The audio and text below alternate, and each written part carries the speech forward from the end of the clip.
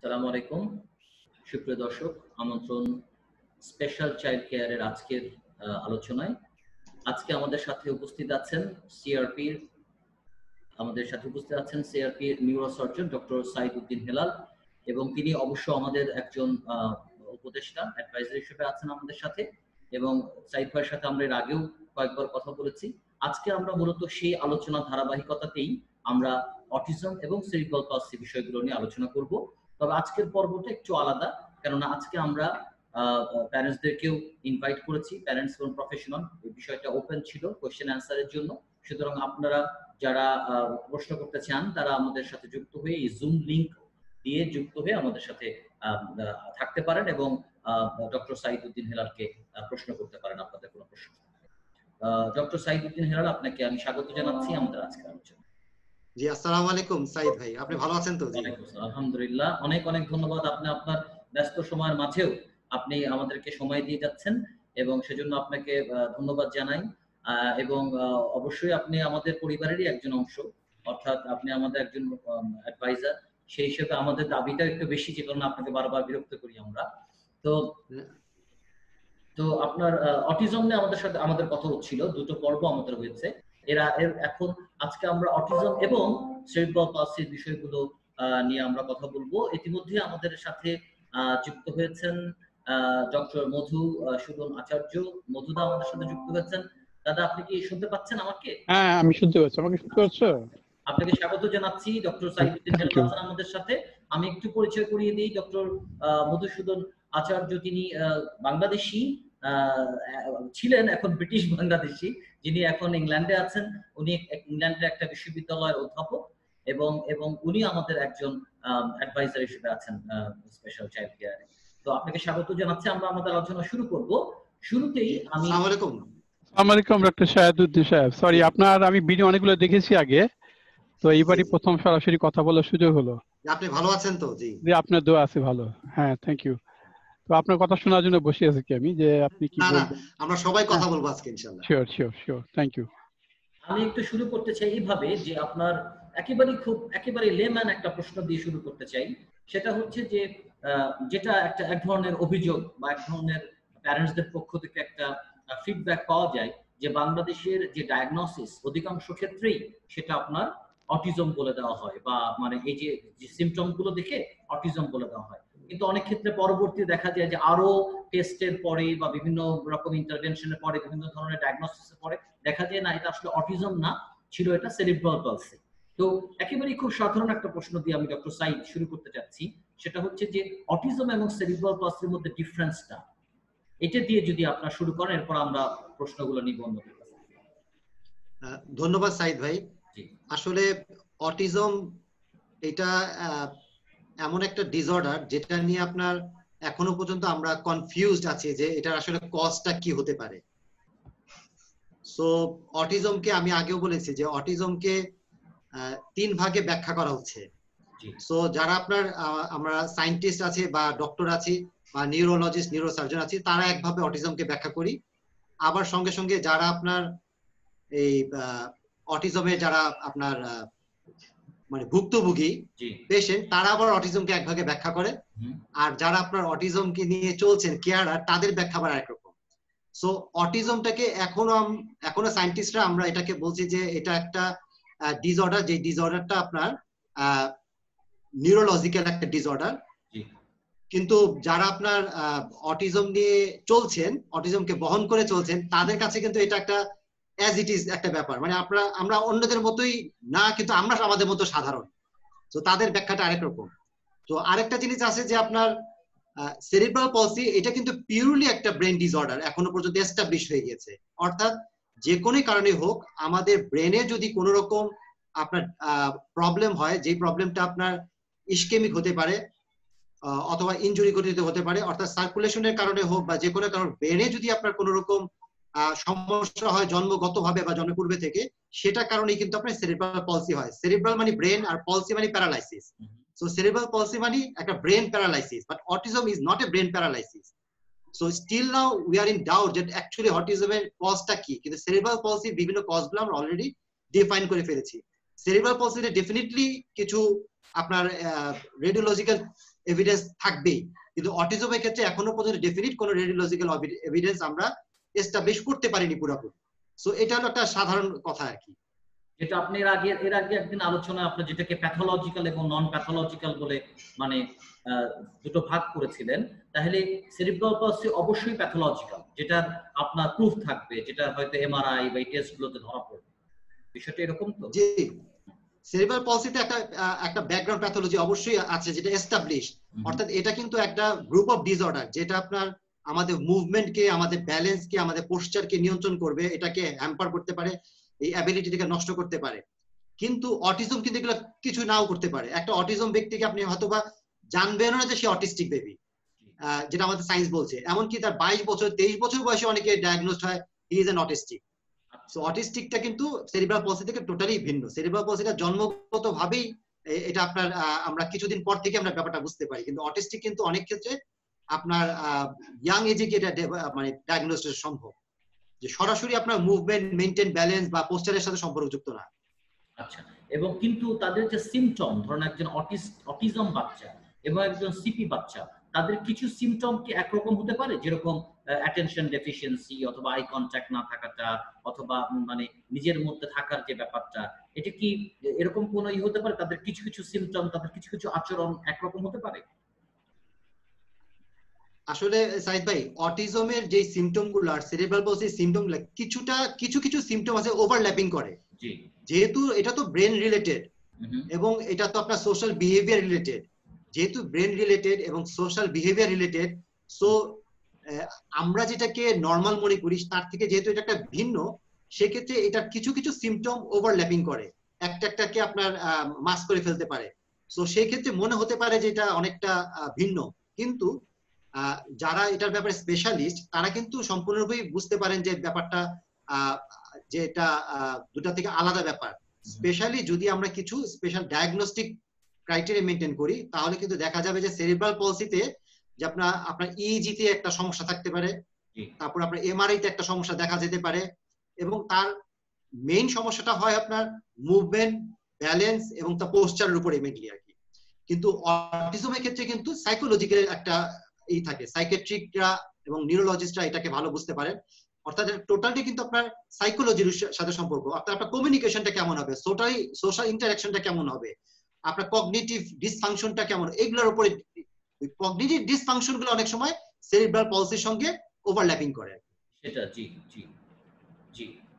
আচ্ছা, এখন একটা খুব লেইম্যান একটা প্রশ্ন করি, যেটা আমরা প্যারেন্টসরা জানি যে প্রশ্ন উত্তর নাই, তারপরে আমরা প্রশ্নটা করতে থাকি, হ্যাঁ, এবং আপনাকে সে প্রশ্ন করব, এই যে অটিজম এবং সেরিব্রাল পলসি, এর মধ্যে আমরা তো জানি যে এটা কিউরেবল না, যেরকম অটিজমটা কিউরেবল না, হ্যাঁ, এটা এটা ডিজিজও না, এটা ডিসঅর্ডার। এই দুটোর মধ্যে এমন কি কোনো ব্যাপার আছে যে দুটোর মধ্যে কোনোটার মানে ভালো হওয়ার বা ম্যানেজমেন্ট করলে সেটা ডেভেলপ করার সম্ভাবনাটা আরেকটার চেয়ে বেশি, এমন কোনো ব্যাপার আছে সিপি এবং অটিজমের মধ্যে? এই ক্ষেত্রে আসলে বলতে হবে কি, যে অটিজম যেটা আছে, যারা অ্যাকচুয়ালি অটিস্টিক বেবি, কিন্তু বর্তমানে যারা আপনার অটিস্টিক বেবি হলো তারা বর্তমানে সমাজের মধ্যে প্রতিষ্ঠিত, অথবা তারা প্রতিষ্ঠা হওয়ার চেষ্টা করছেন, অথবা তারা তাদের রোগটাকে নিজেদের মতো করে ব্যাখ্যা করছেন। এরকম কিন্তু আপনারা ইউটিউবে গেলে কিন্তু টেডেক্সে বা বিভিন্ন জায়গাতে এই ধরনের জিনিসগুলো পাবেন, তাদের বক্তৃতাগুলো পাবেন, খুব সুন্দর করে তারা তাদেরকে ব্যাখ্যা করার চেষ্টা করেন। সেক্ষেত্রে সেরিব্রাল পলসি যারা আছে তারা কিন্তু ওইভাবে কিন্তু নিজেদেরকে ডিফাইন করতে পারেন না পুরোপুরি। কিন্তু অটিস্টিক বেবি, স্পেশালি যারা অ্যাসপারজাস ডিজিজ যারা থাকেন, অ্যাসপারজাস সিনড্রোম থাকে, এদেরকে বলা হয় আপনার মানে হাই ইন্টেলেকচুয়াল ফাংশনে যারা আছেন আর কি, তাদেরকে আপনারা দেখবেন যে এত সুন্দর করে তারা কাজগুলো করছে, আপনাকে মনেই হবে না যে এরা আমাদের নর্মাল থেকে কোনো আলাদা কিছু, বরঞ্চ আমাদের থেকে কোনো কোনো ক্ষেত্রে এরা খুবই অ্যাডভান্স। আপনি রেইনম্যানের নাম শুনেছেন, এরা কিন্তু খুব অ্যাডভান্স, এরা আপনার ম্যাথসে, এরা মিউজিকে এবং এরা সায়েন্সে বেশ অ্যাডভান্স থাকে। কিন্তু দেখা গেল যে খুব ছোট ছোট ব্যাপারটাতে তারা আর পারতেছে না, হয়তো সাইকেল চালাতে পারে না, সাইকেলে কিভাবে চালাবে এটা বুঝছে না, হয়তো দরজাটা খুলবে কিভাবে, এইটা তাদের কাছে বড় কঠিন ব্যাপার। কিন্তু তাকে আপনি পায়ের সংকেত জিজ্ঞেস করেন, পায়ের সংখ্যা সে বলে দেবে। মানে এক্সট্রাঅর্ডিনারি কাজগুলো করছে, কিন্তু অর্ডিনারি অনেক কাজ করতে পারে। অর্ডিনারি কাজগুলোতে তাদের একটুখানি আমাদের মতো স্বাভাবিকতার মধ্যে নাই আর কি। সো এই ক্ষেত্রে আমি বলবো অটিজমটা তো আসলে অ্যাকচুয়ালি এটা একটা সোশ্যাল ইন্টারঅ্যাকশনের সাথে সম্পর্ক, কমিউনিকেশনের সাথে সম্পর্ক, এবং কিছুটা আপনার কগনিটিভ ডিসফাংশনের সম্পর্ক। সেই ক্ষেত্রে অটিজমকে যদি আমরা রিয়েলি যদি আমরা তাদেরকে সাপোর্ট করি এবং সোশ্যালি এবং আপনার মানে আমরা ফ্যামিলিয়ালগত ভাবে যদি আমরা তাকে সাপোর্ট দিই রিয়েল ভাবে, তাহলে কিন্তু তাদের জন্য কিন্তু তারা আমাদের মতোই কিন্তু একটা নর্মাল লাইফ সম্পূর্ণরূপে। সেক্ষেত্রে সেরিব্রাল পলসি কিছুটা আপনার পিছিয়ে থাকবে, কেননা তাদের রিয়েলি তাদের একটা ফাংশনাল প্রবলেম, যেমন তাদের মুভমেন্ট বলেন, ব্যালেন্স বলেন, পোস্টার বলেন, এটা কিন্তু টোটালটাই কিন্তু একটুখানি এটা একটা রিয়েল ডিসেবিলিটি। বাট অটিজমকে আমি নিজেও আসলে ডিসেবিলিটি বলতে পছন্দ করি না। Cerebral palsy is a really disability, যদিও আমরা ডিসেবিলিটি বলি না, আমরা সম্মান দিয়ে বলি এটা ডিফারেন্টলি এবল। তারা not disable but differently able. But আপনি যদি গতানুগতিক কথায় যান তাহলে that is purely a disability. But অটিজমকে আমি আসলে এখনো পর্যন্ত, আমি সায়েন্টিস্ট বলে বলেন বা ডক্টর বলেন বা নিউরোসার্জন বলেন, আমি কিন্তু এটাকে ডিসেবিলিটির মধ্যে আনতে পছন্দ করছি না। তো সেক্ষেত্রে অটিজমটা কিন্তু আমাদের সাপোর্ট পেলে কিন্তু আমাদের মতো অ্যাজ নর্মাল। আর সেরিব্রাল পলসি তারা এগিয়ে যাবে, পিছিয়ে থাকবে না, ব্যাপারটা এরকম। কিন্তু তাদের যে ফাংশনাল যে প্রবলেমটা আছে, যে মুভমেন্ট, মেইনটেইন এবং পোস্টার, এইগুলো কিন্তু আপনি ইউজুয়ালি কিন্তু আপনি ওভারকাম করতে পারবেন না। ওকে ওকে, মধুদার কোনো প্রশ্ন আছে কি? Yeah, Dr. Shahab, thank you for introduction and আপনি যে কথাগুলো বললেন, এর আগেও আপনার কথাগুলো আমি শুনেছি খুব মনোযোগ দিয়ে, খুব ভালো লাগে আমার। সো অ্যাজ এ মাই আমার নিজের একজন ছেলে আর কি, সে around 17.5 years, he is autistic. So এই হিসাবে আমি as a parent হিসেবে, নট ফ্রম দ্য আপনার সায়েন্টিফিক পয়েন্ট অফ ভিউ, আমার এক্সপিরিয়েন্স যেটা আর কি, তাকে বড় করে তোলা বা আজকে 17 বছর ধরে, সেখান থেকে যে জিনিসগুলো আমি অভিজ্ঞতা হিসেবে আমার আসছে আর কি, সেখান থেকে কিছু কোশ্চেন আপনাকে করি আমি, basically very much personal related question. এটা মনে হয় জেনারেলাইজ করা ঠিক হবে না, বাট এগুলি because of my experience from that. তো আপনি যেটা বলতেছেন যে অটিজম এবং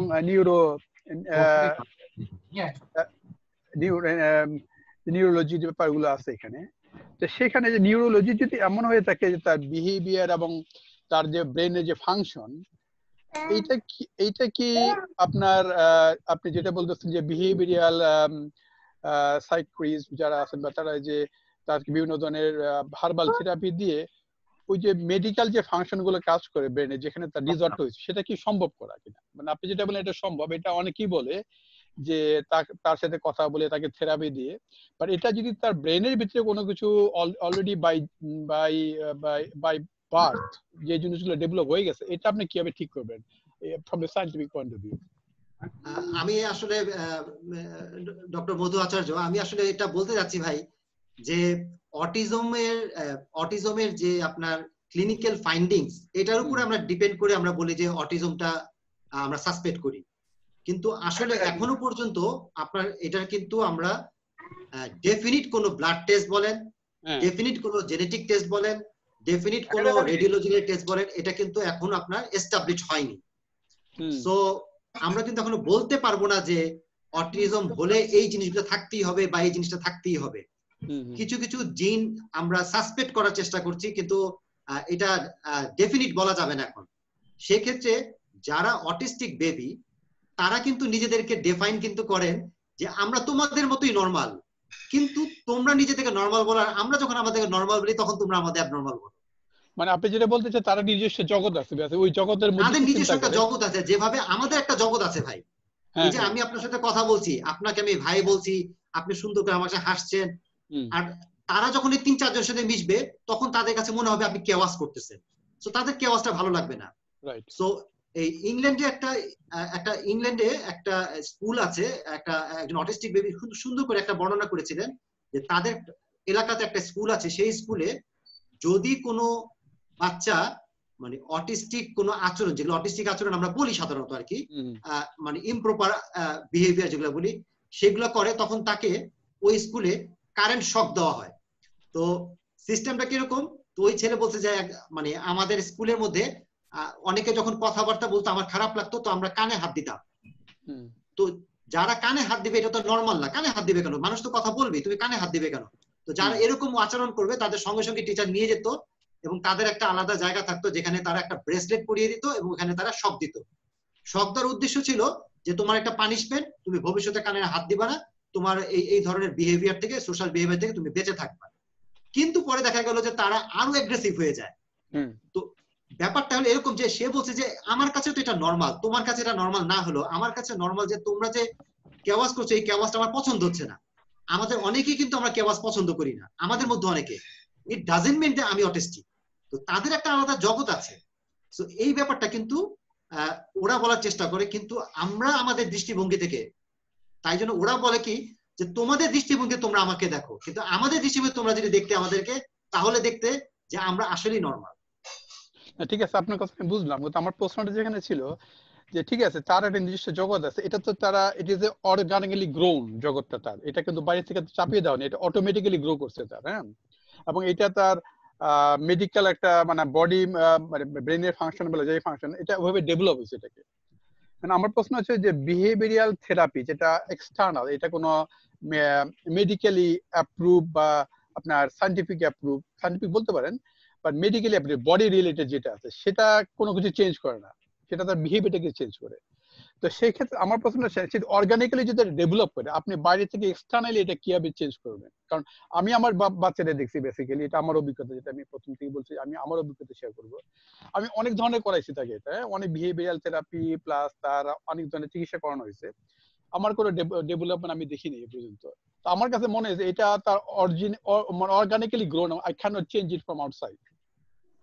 আপনার এক্সপ্লেনেশনটা কি সেখানে? আমি আবারও বলছি যে আসলে মেবি আপনার যে সন্তান ও আসলেই নরমাল, কিন্তু আপনার প্রেক্ষাপটে এবং আমাদের প্রেক্ষাপটে সে অ্যাবনর্মাল।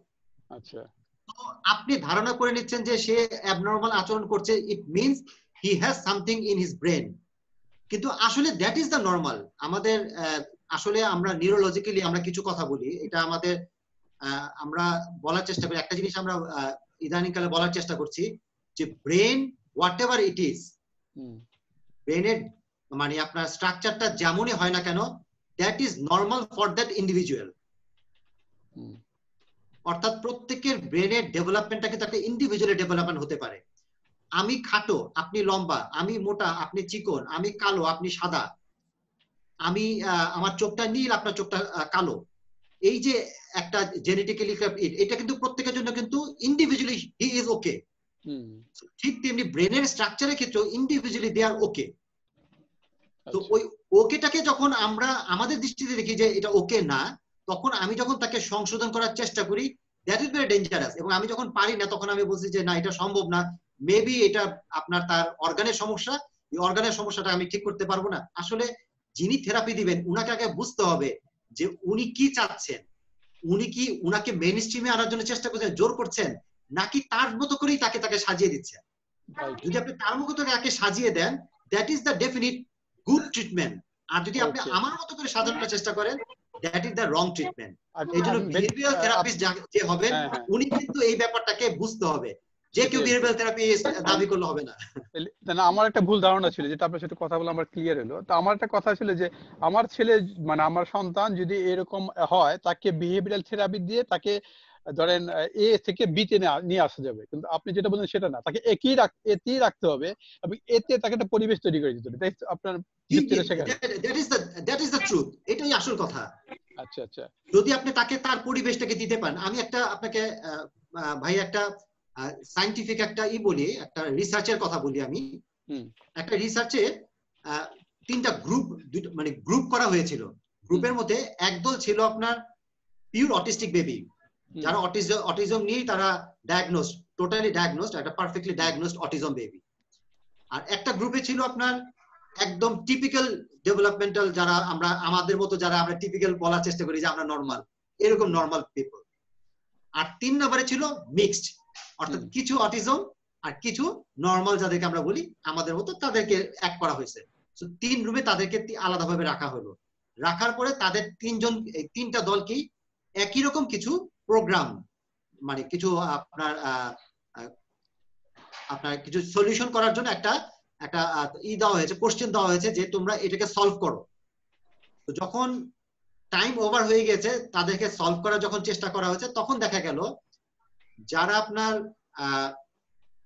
নর্মাল ছিল যারা গ্রুপে, তারা যেভাবে সলভ করতে পেরেছে, যারা আপনার অটিস্টিক ছিল তারা সমানভাবে সলভ করতে পেরেছে, অর্থাৎ নিয়ারলি 80% সলভ তারা করতে পেরেছে দুই দলই।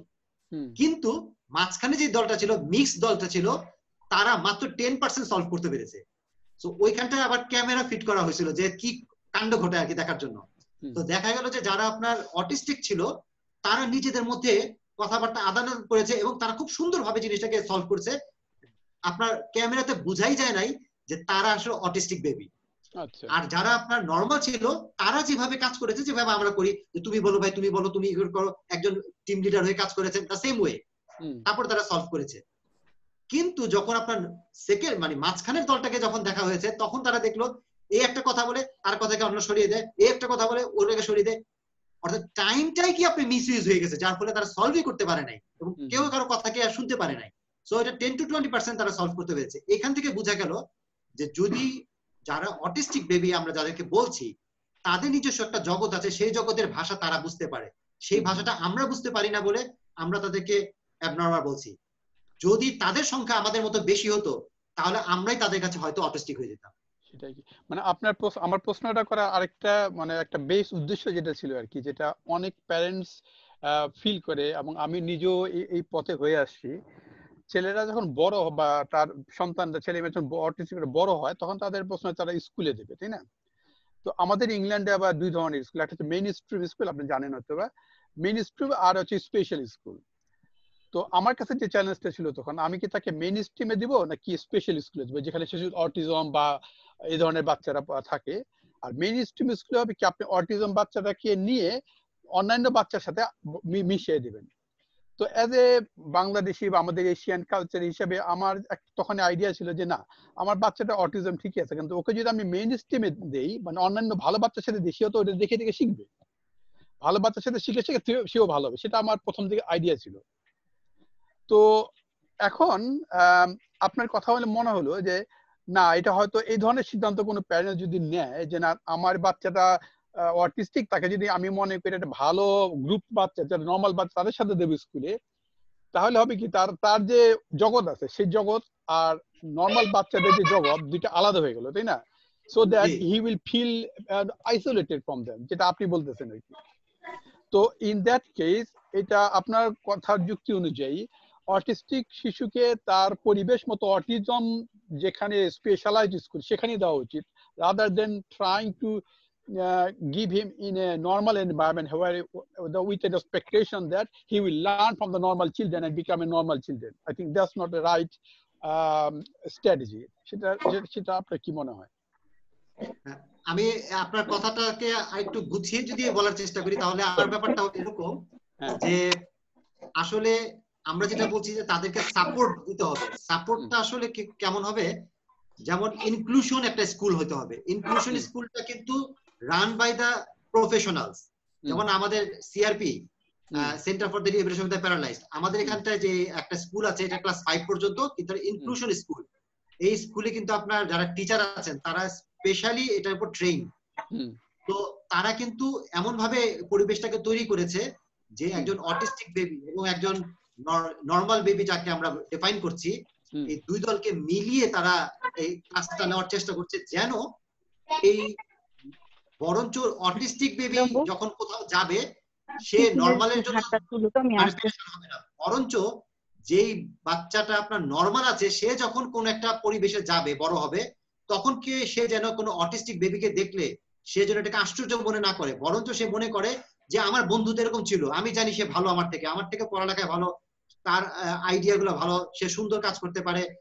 তো তার কাছে যেন এই জিনিসটা নরমাল হয়, অর্থাৎ তাদেরকে নরমাল করার জন্য একটা ইনক্লুশন স্কুল। ইনক্লুশন স্কুলের উদ্দেশ্য এটা না যে অটিস্টিক বেবিকে নরমালের সাথে মিশিয়ে নরমাল শেখানোর জন্য চেষ্টা করা, এইটা কিন্তু উদ্দেশ্য না। এই উদ্দেশ্যটা আমাকে ভাই বুঝতে হবে জিনিসটা। আচ্ছা আচ্ছা, আমি একটু প্রশ্ন করতে চাই সাইদ ভাই। আসলে এটা হচ্ছে আপনারা মানে আপনি তো একজন নিউরোলজিস্ট, আপনার জায়গা থেকে কথা বলছেন, আর আমি হচ্ছি প্যারেন্ট প্লাস হচ্ছে এক ধরনের প্রতিনিধি প্যারেন্টসদের।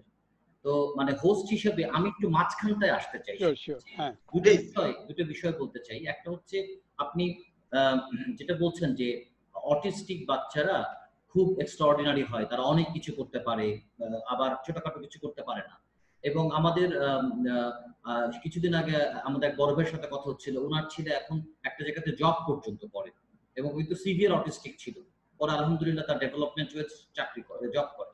তো ভাই যেটা বলছিলেন যে দেখেন আমি ওকে, ওর বয়স এখন মনে হয় 27 বা 31 এরকম আর কি, তো বলে যে এত কিছু পেরেছে, ও গ্রাফিক ডিজাইন করে, জব করে একটা প্রাইভেট টেলিভিশন চ্যানেলে, ঠিক আছে, কিন্তু সালামটা এখনো পর্যন্ত দেয় না, মানে সালামটাকে বলতে হয় সালাম দাও।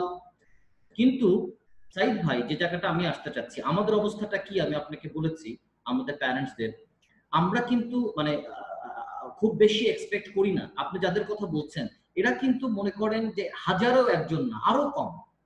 এটা খুবই, আপনি যে এক্সট্রা অর্ডিনারি যাদের কথা বলছেন তাদের সংখ্যা কিন্তু খুবই কম। সেটা হতে পারলে তো আলহামদুলিল্লাহ, ওতে কোনো মানে ডাউট নাই। কিন্তু আমরা একটু ওদের কথাটা চিন্তা করি, আমাদের বাচ্চাদের মধ্যে কথা চিন্তা করি, যে যারা মনে করেন কিছুই করতে পারছে না, কথাও বলতে পারছে না, হ্যাঁ, ঠিক মতো বসে না, এখনো অনেক বয়স হয়ে গেছে বাট ঠিক মতো বসতে চায় না। আমি খারাপদের কথাটা বলছি, মানে খারাপ শব্দটা ইউজ করা ঠিক না, মানে আমি বোঝানোর জন্য বলছি আর কি, যাদের অবস্থাটা বেশি ইয়ার। এটা একটা ব্যাপার। 2 নম্বর ব্যাপার আপনি যেটা বলছেন যে ওদের একটা জগৎ আছে, যখন ওদের সাথে মিশে তখন তারা ঠিক আছে। সেখানে দুইটা কথা, একটা কথা হচ্ছে যে অনেক অটিজম বাচ্চা কিন্তু আরেকটা অটিজম বাচ্চার সাথেও মেশে না। অনেক ক্ষেত্রে আমরা দেখেছি, আমি মেশানোর চেষ্টা করেছি, দুজন দুই দিকে ঘুরে বসে থাকে, অথবা আপনার যার যার মতো ঘুরছে, এটা একটা ব্যাপার। 2 নম্বর কথা হচ্ছে, আপনি আপনার পয়েন্ট থেকে কথা বলছেন সেটাই বুঝতে পারছি, কিন্তু প্যারেন্টসদের পয়েন্ট থেকে যেটা বলি, আমাদের যে দুশ্চিন্তাটা, আমাদের যে কষ্টটা বা আমাদের যে ভয়টা, মানে কেন এত আলোচনা বা কেন এত প্রশ্ন করা, সেটা হচ্ছে কি যে ওদের একটা জগৎ থাক, সেটা অন্য কথা, কিন্তু আমরা কিন্তু চাই যে ওরা আমাদের জগতে, যেই জগৎটাকে আমরা স্বাভাবিক বলি, আপনার ভাষায় এটা স্বাভাবিক বলা ঠিক না, আমাদের কাছে স্বাভাবিক, ওদের কাছে। এখন আমরা আমাদের হিসেবে যে স্বাভাবিক, সেইখানে ওরা কতটুকু স্বনির্ভর হতে পারে, কারণ আমরা তো ভয় পাই যে আমাদের অবর্তমানে ওকে কে দেখবে, ওকে নিজে খেতে পারবে, ওকে নিজে বাথরুমটা করতে পারবে। হ্যাঁ, এখন আমি দাদার কাছে একটা অনুমতি চাই, দাদা যদি আমাকে অনুমতি দেন তাহলে কৌশিকের বিষয়টা আমি উল্লেখ করে বলতে চাই। হ্যাঁ বলেন। আচ্ছা, মানে দাদার ছেলের নাম কৌশিক, ওর বয়স 17 বছর। তো আমরা এর আগে একদিন ওকে দেখেছি, ওর সাথে কথা বলছি। ওর কেসটাও যদি আমি বলি, টু বি ভেরি স্পেসিফিক, যেমন আমার ছেলে কিন্তু কথাই বলে না এখন, ওকে 4-5 বার বললে একটা প্রশ্নের উত্তর দেয় বা একটা কথা রিপিট করে। দাদার ছেলে কিন্তু কথা বলছে আলহামদুলিল্লাহ। হ্যাঁ, কিন্তু কি ধরনের কথা বলছে, ধরেন আমার সাথে বসে কথা বললো একদিন, ইয়েতে হেডফোন নিয়ে আমার সাথে কথা বললো।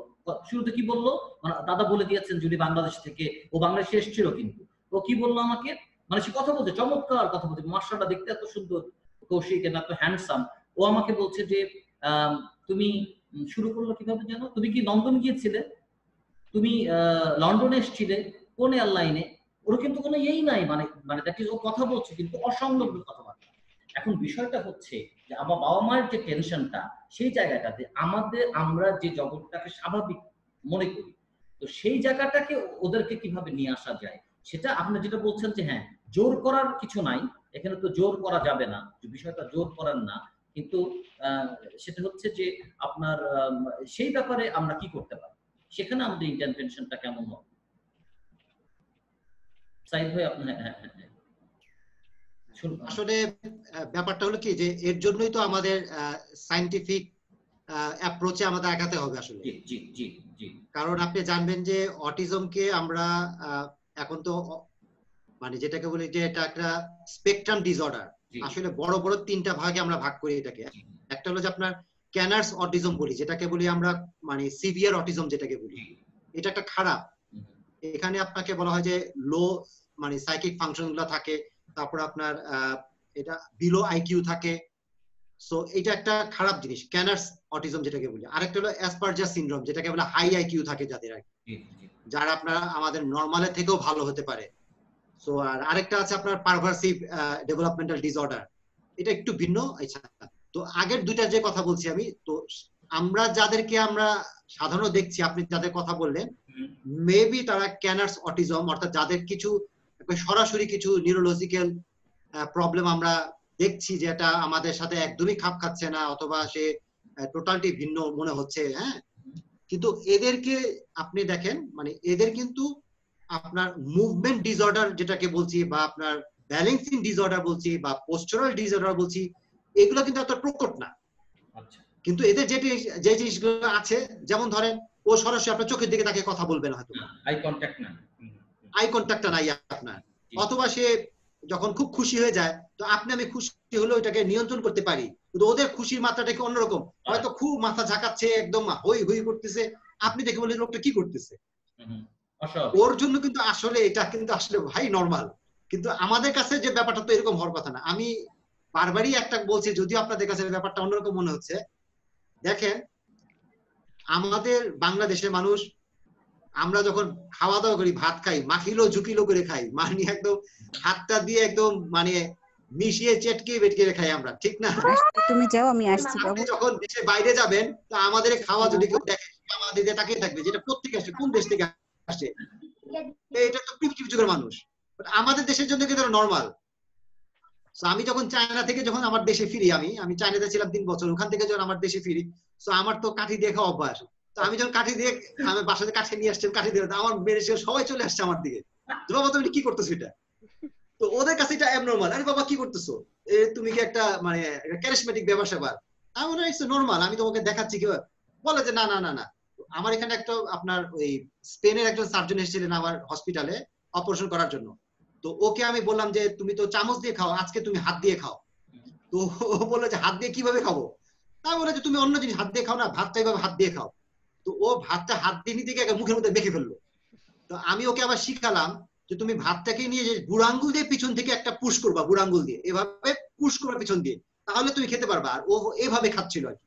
তো যখন বুড়ো আঙ্গুল দিয়ে পুশ করলো, বলে আরে এটা তো খুব সুন্দর একটা জিনিস, তো আমাদেরকে দেখে ও বল, ওদের কাছে তো অবাক লাগে, চামচ দিয়ে খেতে পারে না, তো এটা কিন্তু আপনার মানে একটাকে বলে মানে সাপেক্ষ ব্যাপার আর কি, যে আপনার সাপেক্ষে আমি কেমন, আমার সাপেক্ষে আপনি কেমন, সেম থিং কিন্তু অটিজমের ক্ষেত্রে কিন্তু একই রকম, আমাদের ব্রেনের মধ্যে তো একদম গেঁথে গেছে দিস ইজ দ্য নর্মাল, কিন্তু আমাদের ব্রেনে তো এই জিনিসটা গাঁথে নাই যে this is not A normal.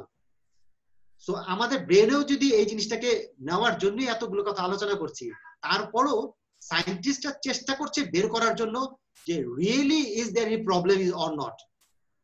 যদি এক সময় এটা বের করা যায় যে আসলে ব্রেনের এই প্রবলেমটা আসলে কোনো প্রবলেম না, দিস ইজ অ্যাকচুয়ালি নর্মাল, একটা সময় কিন্তু আমরা মাস্ক ব্যবহার করতাম না ভাই, এটা কিন্তু এখন ব্যবহার করি, আমরা করি কি করি না বলেন? আমার হসপিটালের মধ্যে রুগী যখন আসে তখন রুগীকে আমি যখন প্রেসার চেক করি, তারপরে আমি হ্যান্ড ওয়াশ করবো, কিন্তু আমার আগে রুগী এটা নিয়ে হ্যান্ড ওয়াশ করে, যেমন আমি অচ্ছুত রুগী ভালো ব্যাপারটা এরকম হয়ে গেছে, এইটা তো আগে হতো না। হ্যাঁ, রুগী আমার কাছে আসলে বলে স্যার আমি দূরে বসবো না আমি কাছে বসবো, আমি বলি আরে ভাই আপনি রুগী, আমার তো কাছেই বসবেন আপনি, বলে না স্যার আমি একটু দূরেই বসি। এই যে একটা new normal, so autism is a new normal. আমার আমি একজন ডক্টর হিসেবে বলছি, বিশ্বাস করেন autism is a new normal, but আমরা সায়েন্টিস্টরা এবং নিউরোসার্জনরা, নিউরোলজিস্টরা, সাইকিয়াট্রিস্টরা এবং বিহেভিয়ারাল সায়েন্স যারা কাজ করেন তারা সবাই চেষ্টা করছেন, হ্যাঁ হতে পারে কোন একটা ঘটনা আছে, যদি আমরা খুঁজে পাই, যদি এটা কোনো ট্রিটমেন্ট থাকে, সো এটা তো চলবে, সায়েন্স এইভাবে চলবে, সায়েন্স কিন্তু এভাবে চলবে। সো সায়েন্স এভাবে চলা মানে এটা না যে এটার পিছনে যদি পাওয়া না যায় আমরা কখনো ফিরে আসবো না, যে না এটা নরমাল। সো আপাতত এটা কাজ চলতে থাকুক, সায়েন্সের কাজ সায়েন্স করুক, কিন্তু আমরা যারা বিহেভিয়ার নিয়ে কাজ করছি আমাদেরকে বুঝতে হবে যে না এটা আমারই মতো, কিন্তু এটা একটা নিউ নরমাল অথবা অ্যানাদার নরমাল থিংস। তো আমি এটাতে অ্যাডাপ্টেড হই, ওরা আমাকে অ্যাডাপ্টেড হবে কেন আমাদের সঙ্গে, আমরাও অ্যাডাপ্ট হতে পারি তো। জি জি ভাই, আমাদের সাথে আরেকজন আছেন, একজন দর্শক আছেন, একজন মা আছেন, আপনি কি আমাদের কোনো প্রশ্ন করতে চান? জি আসসালামু আলাইকুম সাইদ ভাই, হেলাল ভাই এবং মাধুরা, সবাইকে শুভেচ্ছা। আমি তানভিন বলছিলাম। জি জি আমি তানভিন বলছিলাম। আমার বেবি ও হচ্ছে সেরেব্রাল পলসি, ওর বয়স অলমোস্ট 6। তো ওর যেটা হচ্ছে যে প্রোগ্রেস ডেভেলপমেন্ট হচ্ছে বাট খুবই স্লো। তো আমার যে জায়গাটা আসলে কোশ্চেনটা ছিল যে কিছুদিন আগে আমি একটা ওয়ার্কশপে অ্যাটেন্ড করেছিলাম, তো ওখানে একজন নিউরোলজিস্ট ছিলেন, উনিও মেবি হেলাল নাম ছিলেন উনি, আই ডোন্ট এই মুহূর্তে রিকল করতে পারছি না। তো উনি যেটা আপনি প্রশ্ন বলেন, জি নাম বলুন। জি, তো এখন যেটা হচ্ছে যে আমি জানতে চেয়েছিলাম যে আসলে সেরেব্রাল পলসি এবং অটিজম এই দুটোর আসলে ডিফারেন্সটা কি, বা এই দুটোর আসলে ম্যানেজমেন্টটা কিভাবে হবে? তো ডিফারেন্সটা বলতে গিয়ে উনি যেটা বলেছিলেন যে আসলে সেরেব্রাল পলসিটা একটা মানে অনেক ব্রড একটা ইস্যু, অনেক বেশি চ্যালেঞ্জিং এটা, যেখানে অটিজমটা অতটা বেশি না। হ্যাঁ, উনি একটা এক্সাম্পলও দিয়েছিলেন যে আমরা অনেক সময় ডিফার করে ফেলি, লাইক হয়তো একটা শিয়াল যাবে কোনো একটা গেট দিয়ে, একটা বিড়াল যাবে, তো আমরা কি করি, একটা বিড়ালের জন্য ছোট্ট একটা গেট করি, আর শিয়ালটা একটু বড়, তার জন্য একটা বড় গেট তৈরি করি। তো এটার কোনো দরকার নেই, আমরা বড় গেট দিয়ে বিড়ালও যেতে পারবে, শিয়ালও যেতে পারবে। সো আসলে গেট একটাই, এটাকে ডিফার করার কোনো ওয়ে নেই। তো ওনার বিষয়টা ছিলেন এরকম। তো আমি আসলে তখন থেকে একটু কনফিউজড, কারণ আমি যখন আমার বেবিকে দেখি যে ডেভেলপমেন্টটা আসলেও আসে, কিন্তু অনেক সময় দেখা যায় যে অনেক অটিস্টিক বেবিরও কিন্তু এই ডেভেলপমেন্টটা সেভাবে করে আসছে না, বা অনেক পিছিয়ে আছে। তো সেক্ষেত্রে আসলে কিভাবে বুঝবো যে ওর চ্যালেঞ্জের ডোরটা আসলে অনেক বেশি ওয়াইড? এই জায়গাটা একটা কোশ্চেন আমার। তো আগে এটা একটু যদি ডিসকাস করেন যে আসলে ডিফারেন্সটা কি এবং ম্যানেজমেন্টটা কিভাবে হবে সেরেব্রাল পলসির ক্ষেত্রে। সেকেন্ড কোশ্চেনটা দেন নেক্সটে করছি আমি।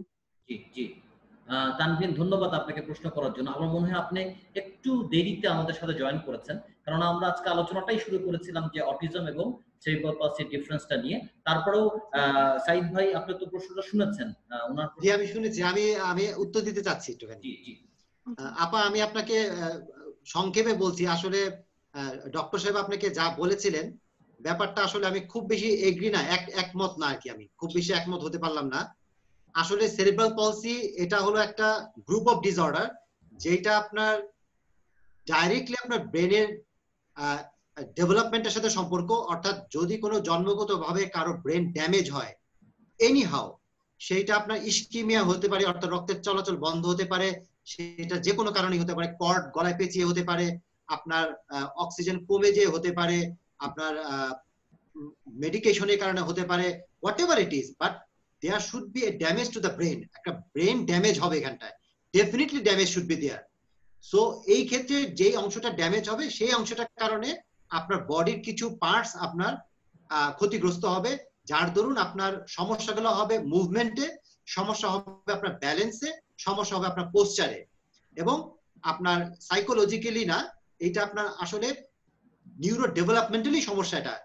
এটা আপনার বিহেভিয়ারের ব্যাপারটা নয়, এটাকে ডাইরেক্টলি আপনার যেই কাজগুলো আপনার ব্রেন নিয়ন্ত্রণ করে, যে ফাংশনগুলো সেখান থেকে হবে। অর্থাৎ আপনার স্পিচে সমস্যা হতে পারে, সরাসরি আপনি স্পিচগুলো সঠিকভাবে সে বলতে না পারে। সো এটা directly related to the brain. আপনি যদি ব্রেনের একটা এমআরআই করেন, ব্রেনের একটা ইমেজ করেন, অথবা ব্রেনের একটা ইইজি করেন, তাহলে ডেফিনেটলি আপনি এই পার্থক্যগুলো দেখতে পারবেন, কিছু সমস্যা দেখতে পারবেন। বাট আপনার এই autism still now it is not diagnosed that এইটা ডেফিনেটলি একটা ব্রেনের একটা ইস্যু। ধারণা করা হচ্ছে মেবি কিছু না কিছু একটা আছে, হয়তো জেনেটিক্যালি, হয়তো ব্রেনের কিছু একটা সমস্যা, কিন্তু এখনো পর্যন্ত ধরা পড়ছে না, এখনো পর্যন্ত আমরা কনফার্ম না এটা কি, চেষ্টা চালিয়ে যাওয়া হচ্ছে। বর্তমানে বলা হচ্ছে যে অটিজম যে জিনিসটা, সেইটাকে আমরা মানে আসলে আমরা বলছি যে এটা একটা সোশ্যাল ইন্টারাকশনের ব্যাপার, এটা একটা কমিউনিকেশনের ডিফিকাল্টিজ, এবং এটা কগনিটিভ ডিসফাংশন, এই তিনটাকে আমরা এক করে বলছি অটিজম। এইটা ব্রেনের সাথে সম্পর্ক হতেও পারে, ব্রেনের সাথে সম্পর্ক নাও হতে পারে। তবে যে জিনিসটা অলরেডি আপনার এস্টাবলিশ হয়ে গেছে, যেটা নিয়ে একটা কথা উঠেছিল যে ইমিউনাইজেশনের কারণে, অর্থাৎ আমরা যে ছোটবেলাতে বাচ্চাদেরকে যেসব আমরা টিকা দেই, অথবা ছোটবেলায় বাচ্চা পেটে থাকা অবস্থায় মা যেসব টিকা নেয়, এটা ইমিউনাইজেশন, এই ইমিউনাইজেশনের একটা ইফেক্ট অটিজমের উপর আছে কিনা এটা নিয়ে একটা কথা উঠেছিল। সো সায়েন্টিস্টরা পরীক্ষা করে দেখিয়ে দিয়েছেন যে না, ইমিউনাইজেশনের সাথে অটিজমের কোনো সম্পর্ক নেই, এটা একটা এস্টাবলিশ। সেকেন্ড আর একটা জিনিস, একটা কথা উঠেছিল মাঝখানে, যে অটিজমটা তাদেরই হয় যাদের মানে বাবা এবং মায়ের মধ্যে সম্পর্ক ভালো না, তাদের প্যারেন্টাল যে বিহেভিয়ার এটা সুন্দর না, পুয়ার প্যারেন্টাল বিহেভিয়ার কারণে একটা অটিস্টিক বেবি তৈরি হয়। এইটাকেও এস্টাবলিশ করা হয়ে গেছে যে না, পুয়ার প্যারেন্টাল বিহেভিয়ার সঙ্গে অটিজমের কোনো সম্পর্ক নেই। এখন বলা হচ্ছে তাহলে অটিজমটা কি, তাহলে purely brain related? Maybe or maybe not. Brain related বলতে এটা কি কোনো অ্যানাটমিক্যাল, অর্থাৎ আমার ব্রেনে কোনো অ্যানাটমি চেঞ্জ হয়ে গেছে, প্যাথোলজিক্যাল কোনো ব্যাপার, নাকি আমার সাইকোলজিক্যালি কোনো ব্যাপার? সো এইটা নিয়ে এখনো কাজ চলছে, সায়েন্টিস্টরা কাজ চলছে। সো আমি আপনাকে যেটা সংক্ষেপে বলছি, cerebral palsy is a brain damage. So brain ড্যামেজের কারণে যে জিনিসটা, যেমন আমার স্ট্রোক হয়েছে, এটা ব্রেন ড্যামেজ হয়ে গেছে। সো ব্রেন ড্যামেজ হলে স্ট্রোকের কারণে আমার এক সাইড আমার প্যারালাইজড হয়ে গেছে, ঠিক তেমনি cerebral palsy is an one kind of paralysis, brain paralysis. So এটার কারণে আমার বডির কিছু পরিবর্তন হয়ে গেছে, সেটার কারণে আমাকে কিছু অ্যাসিস্টেড ডিভাইস লাগবে। আমার পা চলছে না, আমাকে একটা অ্যাসিস্টেড ডিভাইস দিতে হতে পারে। আমি সাইকোলজিক্যালি তাকে বুস্ট আপ করলেও তার এই মাসেল পাওয়ার বা তার এই মুভমেন্টটাকে আমি ইমপ্রুভ করতে পারবো না। তার জন্য আমাকে কিছু থেরাপি, ফিজিক্যাল থেরাপি এবং কিছু হয়তো অর্থোটিক্স এবং প্রস্থেটিক ডিভাইস দিতে হবে। বাট অটিজমের ক্ষেত্রে এরকম অর্থোটিক্স প্রস্থেটিক ডিভাইসের প্রয়োজন না, হয়তো পড়বেই না কারো কারো ক্ষেত্রে, তাদের এই ব্যাপারগুলোই নাই হয়তো। আচ্ছা, আমি বোধহয় ক্লিয়ার করতে পেরেছি। জি জি, একেবারেই ক্লিয়ার। জাস্ট এটার সাথে রিলেটেড আরেকটু ছোট্ট একটা কোশ্চেন, যে আমরা যে ডিসকাশনটা একটু আগে শুনছিলাম আর কি, যে there are some groups like autism যাদের আছে তারা একটা গ্রুপে যখন থাকছে তখন তারা ভালো কিছু অ্যানালাইসিস বা রেজাল্ট নিয়ে আসতে পারছে, আবার নর্মাল বেবিরা তারা ওয়ান টু ওয়ান লার্নিং গুলো তাদের ভালো হচ্ছে। তো সেই ক্ষেত্রে আসলে সেরেব্রাল পলসির বেবিদের কি আসলে আমরা অটিজমের সাথে এরকম মিক্স করে লার্নিং প্রক্রিয়া আনতে পারবো কিনা? সেরিব্রাল পলসি জিনিসটা হলো, তো যেহেতু আপা একটা ব্রেন ড্যামেজ, এখন ব্রেনের কোন অংশটা ড্যামেজ হয়েছে সেইটা আপনাকে বিবেচনা করতে হবে। যেমন আপনার স্ট্রোক হয়ে গেলে কারো কারো দেখবেন স্ট্রোকে হাত পা সব ঠিক আছে, কিন্তু তার ব্যালেন্সটা নাই। কেন? তার যে জিনিসটা ব্যালেন্সকে নিয়ন্ত্রণ করে সেই জায়গাটা হয়তো নষ্ট হয়ে গেছে। যেমন ধরেন আপনার করোনা রেডিয়েট একটা অংশ আছে, সেটা নষ্ট হয়ে গেছে। আপনার দেখা গেল যে আপনার স্ট্রোকের কারণে হয়তো বা কারো একটা নির্দিষ্ট অংশ, যে জিনিসটা আপনার শুধুমাত্র একটা হাতকে নিয়ন্ত্রণ করে, সো হাতটাই হয়তো বা তার প্যারালাইজ হয়ে গেছে, বাকি সবকিছু ঠিক আছে। আবার কারো হয়তো বা একটা হাত এবং পা দুইটা প্যারালাইজ হয়ে গেছে। তো স্ট্রোক যেভাবে বডির নির্দিষ্ট অংশকে আপনার ক্ষতিগ্রস্ত করে, আর সেই অংশের সাথে যে অংশের সম্পর্ক, সেই অংশের আপনার সমস্যা হয়। সেরিব্রাল পলসি ঠিক একইভাবে, ইস্কিমিয়া হয়ে গিয়েছে বা সমস্যা হয়েছে, সেটা কতটুকু হয়েছে, কোন জায়গায় হয়েছে, সেটার উপর ডিপেন্ড করবে হবে তার ডিসএবিলিটিটা কিরকম হয়েছে। তো সেক্ষেত্রে সে তো আপনার একটা প্যাথোলজিক্যাল কন্ডিশন। আমরা অটিজমের সঙ্গে সেরিব্রাল পলসি পেশেন্টকে রাখলে বা এদেরকে রাখলে তাদের গ্রোথটা কেমন হবে? হ্যাঁ, গ্রোথটা আপনার কেমন হবে, ব্যাপারটা হলো কি যে আমরা যদি দুটাকে একসাথে মিলিয়ে ফেলি তাহলে কিন্তু একটু সমস্যা হয়ে যাবে। কারণ আমার অটিস্টিক বেবি আর সেরিব্রাল পলসি কিন্তু দুইটা কিন্তু একটু ভিন্ন, বেশ ভিন্ন, একটু না বেশ ভিন্ন। এটা কিন্তু ব্রেন ড্যামেজ না, এটা কিন্তু ব্রেন ড্যামেজ। সেক্ষেত্রে আমি বলবো সেরিব্রাল পলসি যেটা আছে তাদের জন্য আলাদা স্কুলই হওয়া দরকার। তবে এই স্কুলটা আমি পার্সোনালি মনে করি এটাও ইনক্লুশন স্কুল হতে হবে। ইনক্লুশন স্কুল মানে কি, সেরিব্রাল পলসি থাকবে, সঙ্গে আমার নর্মাল যারাকে আমরা ডিফাইন করছি এই ধরনের বাচ্চারাও থাকবে, যেন নর্মাল বাচ্চারা যখন বয়স বাড়বে তারা যেন সেরিব্রাল পলসি বাচ্চাদেরকে দেখলে যেন আপনার আলাদা না হয়ে যায়। তারা যখন আপনার পলিসি মেকার হবে, তারা যেন তার বন্ধুর কথা চিন্তা করে তার পলিসি মেকিং এ যেন এই জিনিসটাকে সুন্দর করে দেখে, র্যাম নাই র্যাম দেওয়ার ব্যবস্থা করে, এই ধরনের স্কুল প্রতিষ্ঠা করে, ব্যাপারটা এরকম। অর্থাৎ তাদের ভবিষ্যতে যেন এই যে ইনক্লুশনে যেন সহজ হয়। আর অটিস্টিক বেবিকে সেরিব্রাল পলসির সাথে না রেখে অটিস্টিক বেবির জন্য আবার নর্মাল বেবিদের সঙ্গে আলাদা করা দরকার। মানে সেরিব্রাল পলসি অটিস্টিককে একসাথে রাখা ঠিক না আমার মতামত। অটিজমকে নর্মালের সঙ্গে, আবার সেরিব্রাল পলসিকে নর্মালের সঙ্গে রাখা দরকার। থ্যাংক ইউ ভাইয়া, খুব ক্লিয়ার অ্যান্সার দিয়েছেন আপনি, থ্যাংক ইউ। আমি কি আরেকটা নেক্সট কোশ্চেনে যাব? জি জি অবশ্যই। সাইদ ভাই, সাইদ ভাই ভিডিওটা পাচ্ছি না। জি একটু অপেক্ষা করেন, আমি দেখি। জি ভাই, ওনার শুনতে পাচ্ছেন সাইদ ভাই? সরি ভাই, আমি একটু ডিসকানেক্ট হয়ে গেছি। না না ঠিক আছে ঠিক আছে। এখন উনি আরেকটা প্রশ্ন করতে চাচ্ছেন। জি সরি, আপনি আরেকবার বলেন প্লিজ। জি জি, আমার আরেকটা কোশ্চেন ছিল, সেটা হচ্ছে যে আমার বেবির হচ্ছে আপনার সিজার হতো, হ্যাঁ, এটা হচ্ছে ওর জন্মের 6 মাস বয়স থেকে 11 মাস বয়স পর্যন্ত কন্টিনিউ হয়েছিল। সে সময় ওটা ডায়াগনোসিস হয়েছিল ইনফ্যান্টাইল স্পাজম হিসেবে। তারপরে ওই যে এসসিটিএইচ একটা ইনজেকশনের মাধ্যমে সেটা কন্ট্রোলে এসেছে এবং ও দীর্ঘদিনই ভালো, বাট মাঝে মাঝে ওর রিপোর্টে কিছু প্রবলেম দেখা দেয়। হ্যাঁ, তো গত 2-3 বছর ধরে দেখি যেটা ও করে যে অ্যাবসেন্ট থাকে, বাট সেটা কয়েক সেকেন্ডের জন্য, এই 3-4-5 সেকেন্ড, তার বেশি না। তো এই ধরনের পরিস্থিতি ওর আসলে মেডিকেশন চলছে, 3টা মেডিসিন চলছে। ফ্লোভ চলছে, ইলিটাম আর লেমিসেট, এই 3টা মেডিসিন অলরেডি ওর চলছে। তো এখন আমার বেবির যে কারেন্ট ফিজিশিয়ান উনি বলছেন যে এটা খুব বেশি ক্ষতিকর কিছু না, যেটা 4-5 সেকেন্ড অ্যাবসেন্ট থাকে। তো এই বিষয়ে আসলে একটু আপনার মতামত জানতে চাচ্ছিলাম যে এটা কি আসলেও আমার কনসার্ন হওয়া দরকার কিনা এই বিষয়টা নিয়ে। আপা, এই যে কিছুক্ষণের জন্য যে তারা চুপ থাকে, হ্যাঁ, এই ব্যাপারটা হয় কি, আমাদের নিউরোলজির ভাষায় এটাকে বলি আমরা, এই সময় তার একটা অ্যাবনর্মাল ইম্পালস ব্রেনের মধ্যে তৈরি হয়, যেটাকে আমরা আমাদের ভাষায় বলি সিজার বা কনভালশন। কনভালশনটা আমরা এরকম না যে সব হাত পা খিঁচতে থাকবে, তা না, এটাও এক ধরনের সিজার।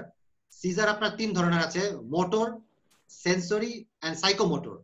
তো সাইকোমোটরটাও এক ধরনের সিজার। তো সিজার মানে ব্রেনের মধ্যে একটা অ্যাবনর্মাল ইলেকট্রিক্যাল ইম্পালস তৈরি হয়, সেই সময়টা সে কিছুক্ষণের জন্য থেমে থাকে। যখনই আপনার একটা সিজার তৈরি হয় তখনই আমরা বলি যে কিছু নিউরন ড্যামেজ হতে পারে, এবং হয়ও বলি আমরা। তো সেক্ষেত্রে আপনার ওয়ারিড হওয়ার কারণ আছে কি নাই, আমি বলবো যে অবশ্যই আছে। আপনাকে একটু সতর্ক হতে হবে।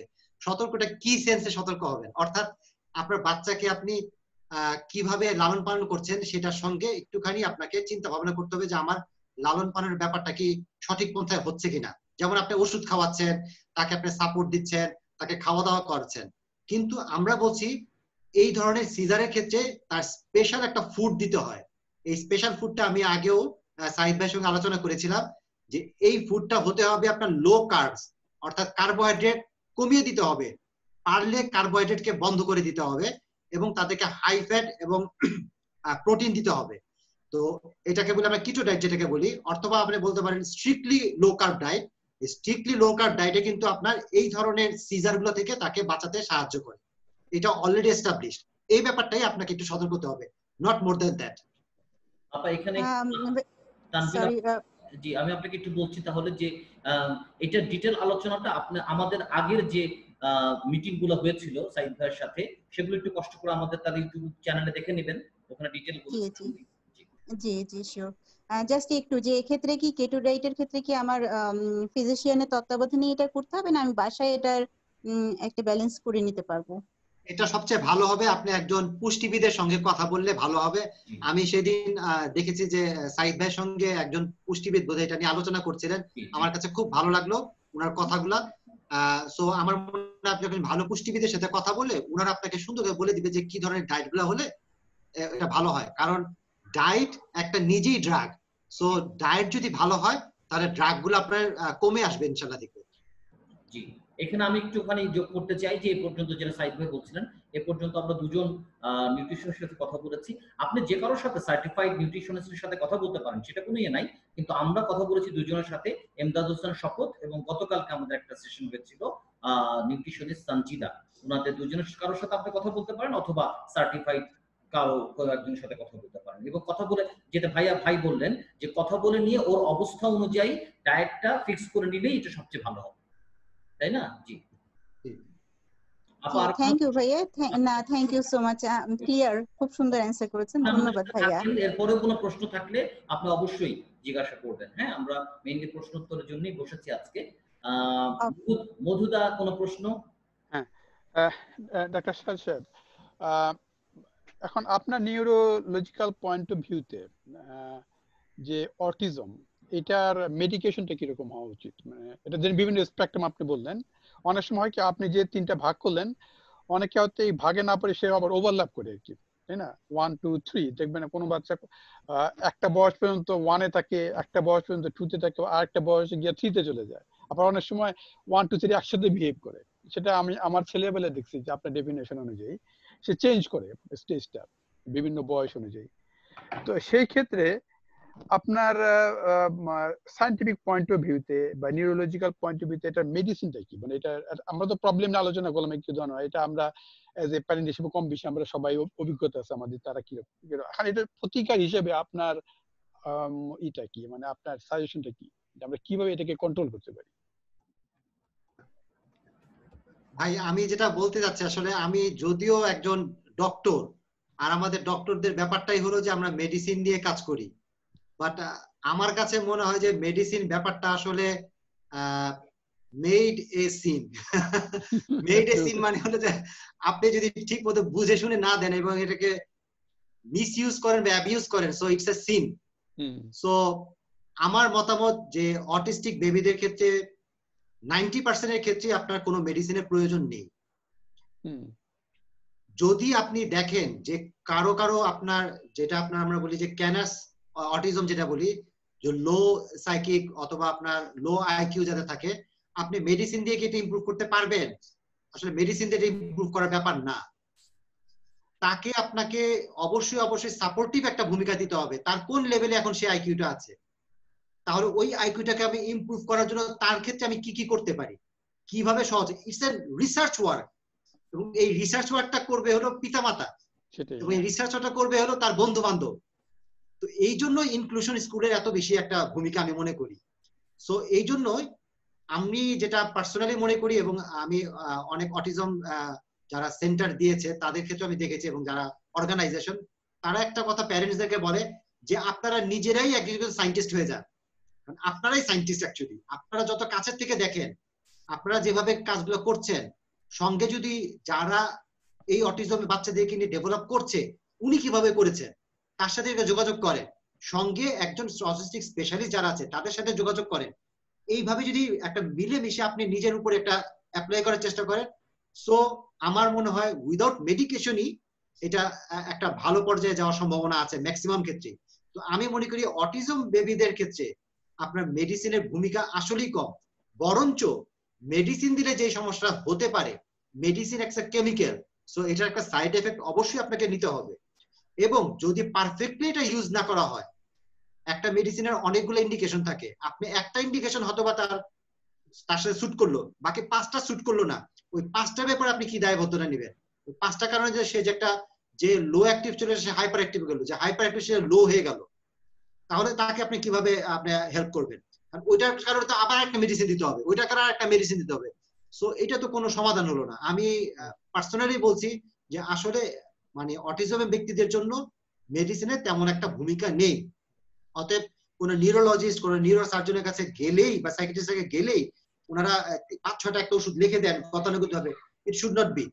তার সাথে বসেন, আপনার সময় নেই তাহলে যাদের সময় আছে তাদের কাছে পাঠান, আপনি তাদেরকে 2 কথা বলে তাদের কাছে পাঠান যাদের সময় আছে। এটা সময় দিতে হয়, সময় দিতে হবে প্যারেন্টসকে, সময় দিতে হবে তার ফ্রেন্ড সার্কেলকে, সময় দিতে হবে তার পরিবেশকে, এবং তাকে নিয়ে যারা চিকিৎসা করবে তাদেরকে। সো এই ক্ষেত্রে মেডিসিনের ভূমিকাটা খুবই কম ভাই। আমার পার্সোনাল অভিজ্ঞতা, আজকে আমার তো ছেলের বয়স 17.5, তো আজ 15 বছর ধরে আমি ডাক্তারের সাথে বিভিন্ন ধরনের কথা বলছি তাকে মেডিকেশন দেওয়ার জন্য, বিভিন্ন ডাক্তারের সাথে কথা বলছি, এ পর্যন্ত কিন্তু আমি কেউ আমাকে মেডিসিন দেয়নি। তো এই জন্য আপনাকে জিজ্ঞেস করলাম যে আপনার কাছে কোনো মেডিসিন আছে কিনা, কারণ আমি 15 বছর চেষ্টা করে মেডিসিন আনতে পারিনি তার জন্য, কারণ আমার ইংল্যান্ডে তো আমি ইচ্ছা করলে মেডিসিন কিনতে পারি না, আমাকে তো ডাক্তার বা প্রেসক্রিপশনে মেডিসিন সম্ভব না কেনা এখানে। তো আই ট্রাই ডিফারেন্ট ওয়েজ যে তাকে কোনো মেডিকেশন দেওয়া যায় কিনা। যেমন কোনো সময় তার বিহেভিয়ার অ্যাগ্রেসিভ হয়ে যায়। অ্যাগ্রেসিভ মানে কি, মানে এত অ্যাগ্রেসিভ হয় যখন বয়স বাড়ার সাথে সাথে তার শক্তি বাড়ে, তার হরমোন চেঞ্জ হয়, তো সেক্ষেত্রে এমন অ্যাগ্রেসিভ হয় তাকে ধরে রাখা যায় না বেসিক্যালি। হ্যাঁ, তো সেক্ষেত্রে আমি তখন ডাক্তারের কাছে গেলাম, গিয়ে বললাম যে দেখেন এরকম হচ্ছে, তো আমি বাসায় রাখতে পারি না তাকে, ইজ দেয়ার এনি মেডিকেশন? তো ডাক্তার আমাদের তো প্রথমে যেতে হয় জিপির কাছে, জিপি মানে একজন তার আপনার যেটা বলে ফ্যামিলি ডক্টর বেসিক্যালি। হ্যাঁ, সে তো স্পেশালিস্ট না, সে তখন পাঠায় বলে, সে বলে না আমি দিতে পারবো না, আমাকে যেতে হবে স্পেশালিস্টের কাছে। আমি কোথায় যাব? বলে যে আমি পাঠাবো আপনার কাছে মেন্টাল হেলথের কাছে। আমি মেন্টাল হেলথের কাছে, উনি বলে যে না মেন্টাল হেলথ তো আমি কিছু করতে পারবো না তাকে, সে তো মেন্টাল হেলথের রোগী না। তো মেন্টাল হেলথে যাওয়ার জন্য আজকে আমি প্রায় 3 থেকে 4 বছর চেষ্টা করছি, আমি এখনো কোনো এন্ট্রি পাইনি সেখানে। হ্যাঁ, তো এখন আমার যে জেনারেল ফিজিশিয়ান ও বলছে দেখো ওদের অনুমতি ছাড়া তাকে আমি কোনো মেডিসিন দিতে পারবো না। তো আজকে 15 বছর চেষ্টা করতে মেডিসিন আমি আনতে পারিনি এই পর্যন্ত। আপনাদের দেশে আবার একটা ব্যাপার কি ভাই, এই ওয়েস্টার্ন কান্ট্রিতে, ইউরোপিয়ান কান্ট্রিতে আমি দেখেছি, যেমন আমাদের দেশে একটা এমআরআই করা কিন্তু খুব সহজ, আমি লিখে দিলাম আপনি পাশের ডায়াগনোস্টিক থেকে এমআরআই করে নিয়ে আসলেন। কিন্তু আপনাদের দেশে একটা এমআরআই করতে গেলে, আমি স্পেনে গিয়েছিলাম, সেখানে দেখলাম একটা এমআরআই করতে তাকে 6 মাস সময় লাগে। 6 মাসের আগে একটা 6 মাসে কম সময়, 6 মাস হ্যাঁ অনেক কম বললেন নাকি? এটা মনে হয় 2 বছর। হ্যাঁ, মানে আমি যে আরো হয়তো বেশি সময় লাগতে পারে আর কি। লাগতে পারে। আর আমাদের দেশে তো মানে ব্যাপারটা কোনো ব্যাপারই না, আপনি আজকে বললেন এখন গিয়ে আপনাকে বিকাল বেলা দেখিয়ে নিয়ে আসবে। সো আমাদের দেশের যে প্রেক্ষাপট আপনাদের দেশের প্রেক্ষাপট একটু ভিন্ন অবশ্যই। কিন্তু আমি যেটা ভাই বলার চেষ্টা করছি সেটা হলো যে এই যে আপনার ছেলে ধরেন কোন একটা কারণে উত্তেজিত হয়ে গেল, দেয়ার শুড বি স্টিমুলাই, অবশ্যই একটা স্টিমুলাই আছে যেটা তাকে এইভাবে উত্তেজিত করে ফেলছে, but maybe you can't identify or maybe you can identify, ওইটাকে খুঁজে বের করে দেখতে হবে। যেমন আমি একটা উদাহরণ আপনাকে দেই, আমার সাথে একজন অটিস্টিক মানে উনি অ্যাডাল্ট, উনার সাথে কথা হয়েছিল, তো উনি আমাকে বলতেছিলেন যে আমার মায়ের সঙ্গে আমার প্রায় রাগারাগি হতো। আমি বললাম যে কেন তোমার মায়ের সাথে রাগারাগি হতো? তো উনি বলতেন যে আমি আমার মাকে বুঝাতে পারতাম না যে মা তুমি যে সেলাইয়ের কাজ করো ওই মেশিনের শব্দটা আমাকে বিরক্ত করে। তো মাকে গিয়ে আমি বলতাম যে তুমি কেন এমন করতেছো? মা বলে যে আমি তো তোমারই কাপড় সেলাই করতেছি। তো আমি তাকে বোঝাতে পারতাম না যে এই সেলাইয়ের মেশিনের শব্দটা আমাকে খারাপ লাগে, আমাকে হাজার শব্দ করলে আমার খারাপ লাগে না, মেশিন শব্দ আমার ভালো লাগে না। তো এই কথাটা যখন সে বড় হয়ে গেছে তখন সে বের করতে পারলো যে মেশিনের শব্দ আমার কেন খারাপ লাগে। তখন সে তার মাকে গিয়ে বললো মা আসলে আমার সবই ভালো লাগে, কিন্তু মেশিনের শব্দটা যখন আমার কাছে আসে তখন আমার কাছে বিরক্তিকর একটা অনুভূতি তৈরি হয় এবং আমি আমাকে কন্ট্রোল করতে পারি না। মাকে যখন সে অনেক কিছু বোঝানোর চেষ্টা করলো, এরপর থেকে মা বলে তুই আগে আমাকে বললেই পারতি ব্যাপারটা। তো ব্যাপারটা এরকম যে কোনো একটা স্টিমুলাস কারো কারো কাছে থাকে, ওই স্টিমুলাসটা সে হয়তো ব্যাখ্যা করতে পারে না, বাট দেয়ার ইজ সামথিং। না তা ঠিক আছে, আপনার সাথে আমি একমত, তো আমারও এই নিজের জিনিসটাকে অভিজ্ঞতা এরকম আর কি। তো এইটা হলো যে each and every parents are the scientist, that's why we are giving them salute. তাদের মতো বড় সায়েন্টিস্ট আর কেউ নাই, ঠিক আছে না? তো আমরা ডক্টররাও তাদের কাছ থেকে শিখি আসলে। সেই ক্ষেত্রে আমার মতামত হলো কি যে আপনারা আপনাদের বাচ্চাদের জিনিসগুলোকে খুঁজে বের করেন যে কোথায় স্টিমুলাসটা আছে, কি করলে তার সাথে বসেন, ঠান্ডা বাবা তুমি কেন এরকম রাগ করলে, আমাকে তুমি বলো, আমি ওই জিনিসটা কোন জিনিসটা তোমার সমস্যা হচ্ছে, ও হয়তোবা খুঁজে বের করতে পারছে না, একসময় বলে দিবে আপনাকে যে এই জিনিসটা, তখন আপনি ওটাকে মোটিভেট করে ফেলেন। অর্থাৎ আমরা ওদেরকে আমাদের মতো বানানোর চেষ্টা করছি, কেন আমরা ওদের মতো হই না? তাহলেই তো ব্যাপারটা হয়ে যায় সহজ। সাইদ ভাই এখানে আমি আবার কিন্তু মানে আজকে যেটা হয়েছে, আপনি একজন সায়েন্স থেকে কথা বলছেন আর আমি প্রতিনিধিত্ব করছি হচ্ছে বাবা মাদের একেবারেই মানে ডাউন টু আর্থে এসে একদম আপনার যেটা আমাদের মানে একদম ফিল্ড লেভেল এক্সপিরিয়েন্স থেকে কথা বলছি। আপনার এই কথাগুলো ঠিক আছে, কিন্তু আপনি যে আবারও এমন একটা উদাহরণ দিয়েছেন যেটা মানে এটা তো আলহামদুলিল্লাহ যে একজন অটিস্টিক মানুষ সে বলেছে, সে বলতে পারে এবং সে বলেছে যে আমার এই শব্দটা পছন্দ হয়। অসুবিধা তো সেই জায়গাটা হচ্ছে যে ছেলেটা বলতেই পারে না, তার স্পিচ নাই, সে কথা বলতে পারে না। এটা 2 নম্বর কথা হচ্ছে কি যে আপনি যেটা বলছেন, হ্যাঁ বাবা মাদের খেয়াল করতে হবে অলরেডি, কিন্তু আমরা জানি ফর এক্সাম্পল একটা ছোট্ট আমি আমার নিজের অভিজ্ঞতা বলি, আমার বাচ্চা এই ট্যান্ট্রামটা করে বেসিক্যালি স্কুল থেকে ফেরার পর। মানে আমরা কয়েকদিন পর খেয়াল করে দেখলাম সে স্কুল থেকে বাসায় ঢুকতে চায় না, ঢোকার পরে তার কাহিনী শুরু হয়ে যায় ভাঙচুর, একে মারধর এসে।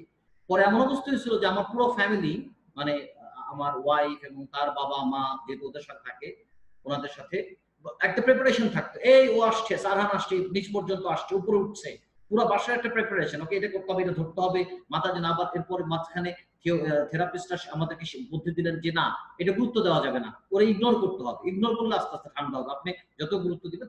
আমরা এটা কিন্তু বুঝি যে বাইরে ঘুরতে গেলে বাসায় আসলেও ঝামেলা করবে। গতকালকে আমি ছবি দেখলাম যে আপনার নাকে দেখলাম যে পুরা দাগ, আমি কি ব্যাপার বলে বাইরে গিয়েছিলাম, এসে এমন আস্তে আস্তে বড় হচ্ছে, যেটা মধুদা বললেন ওর 9 বছর প্লাস, এখন এসে দেয়ালের সাথে ধাক্কা দিয়েছে, আপনার এখানে দাগ হয়ে গেছে। কিন্তু এগুলো তো ধরেন হ্যাঁ বাবা মা ধরতে পারলো, ধীরে ধীরে বুঝতে পারলো যে এই বাচ্চাটা পছন্দ করে না, ওর কাছে কিছু কেড়ে নিলে সেরকম করে, আমি এগুলো করবো না, এগুলো করবো না, সাবধান থাকলাম।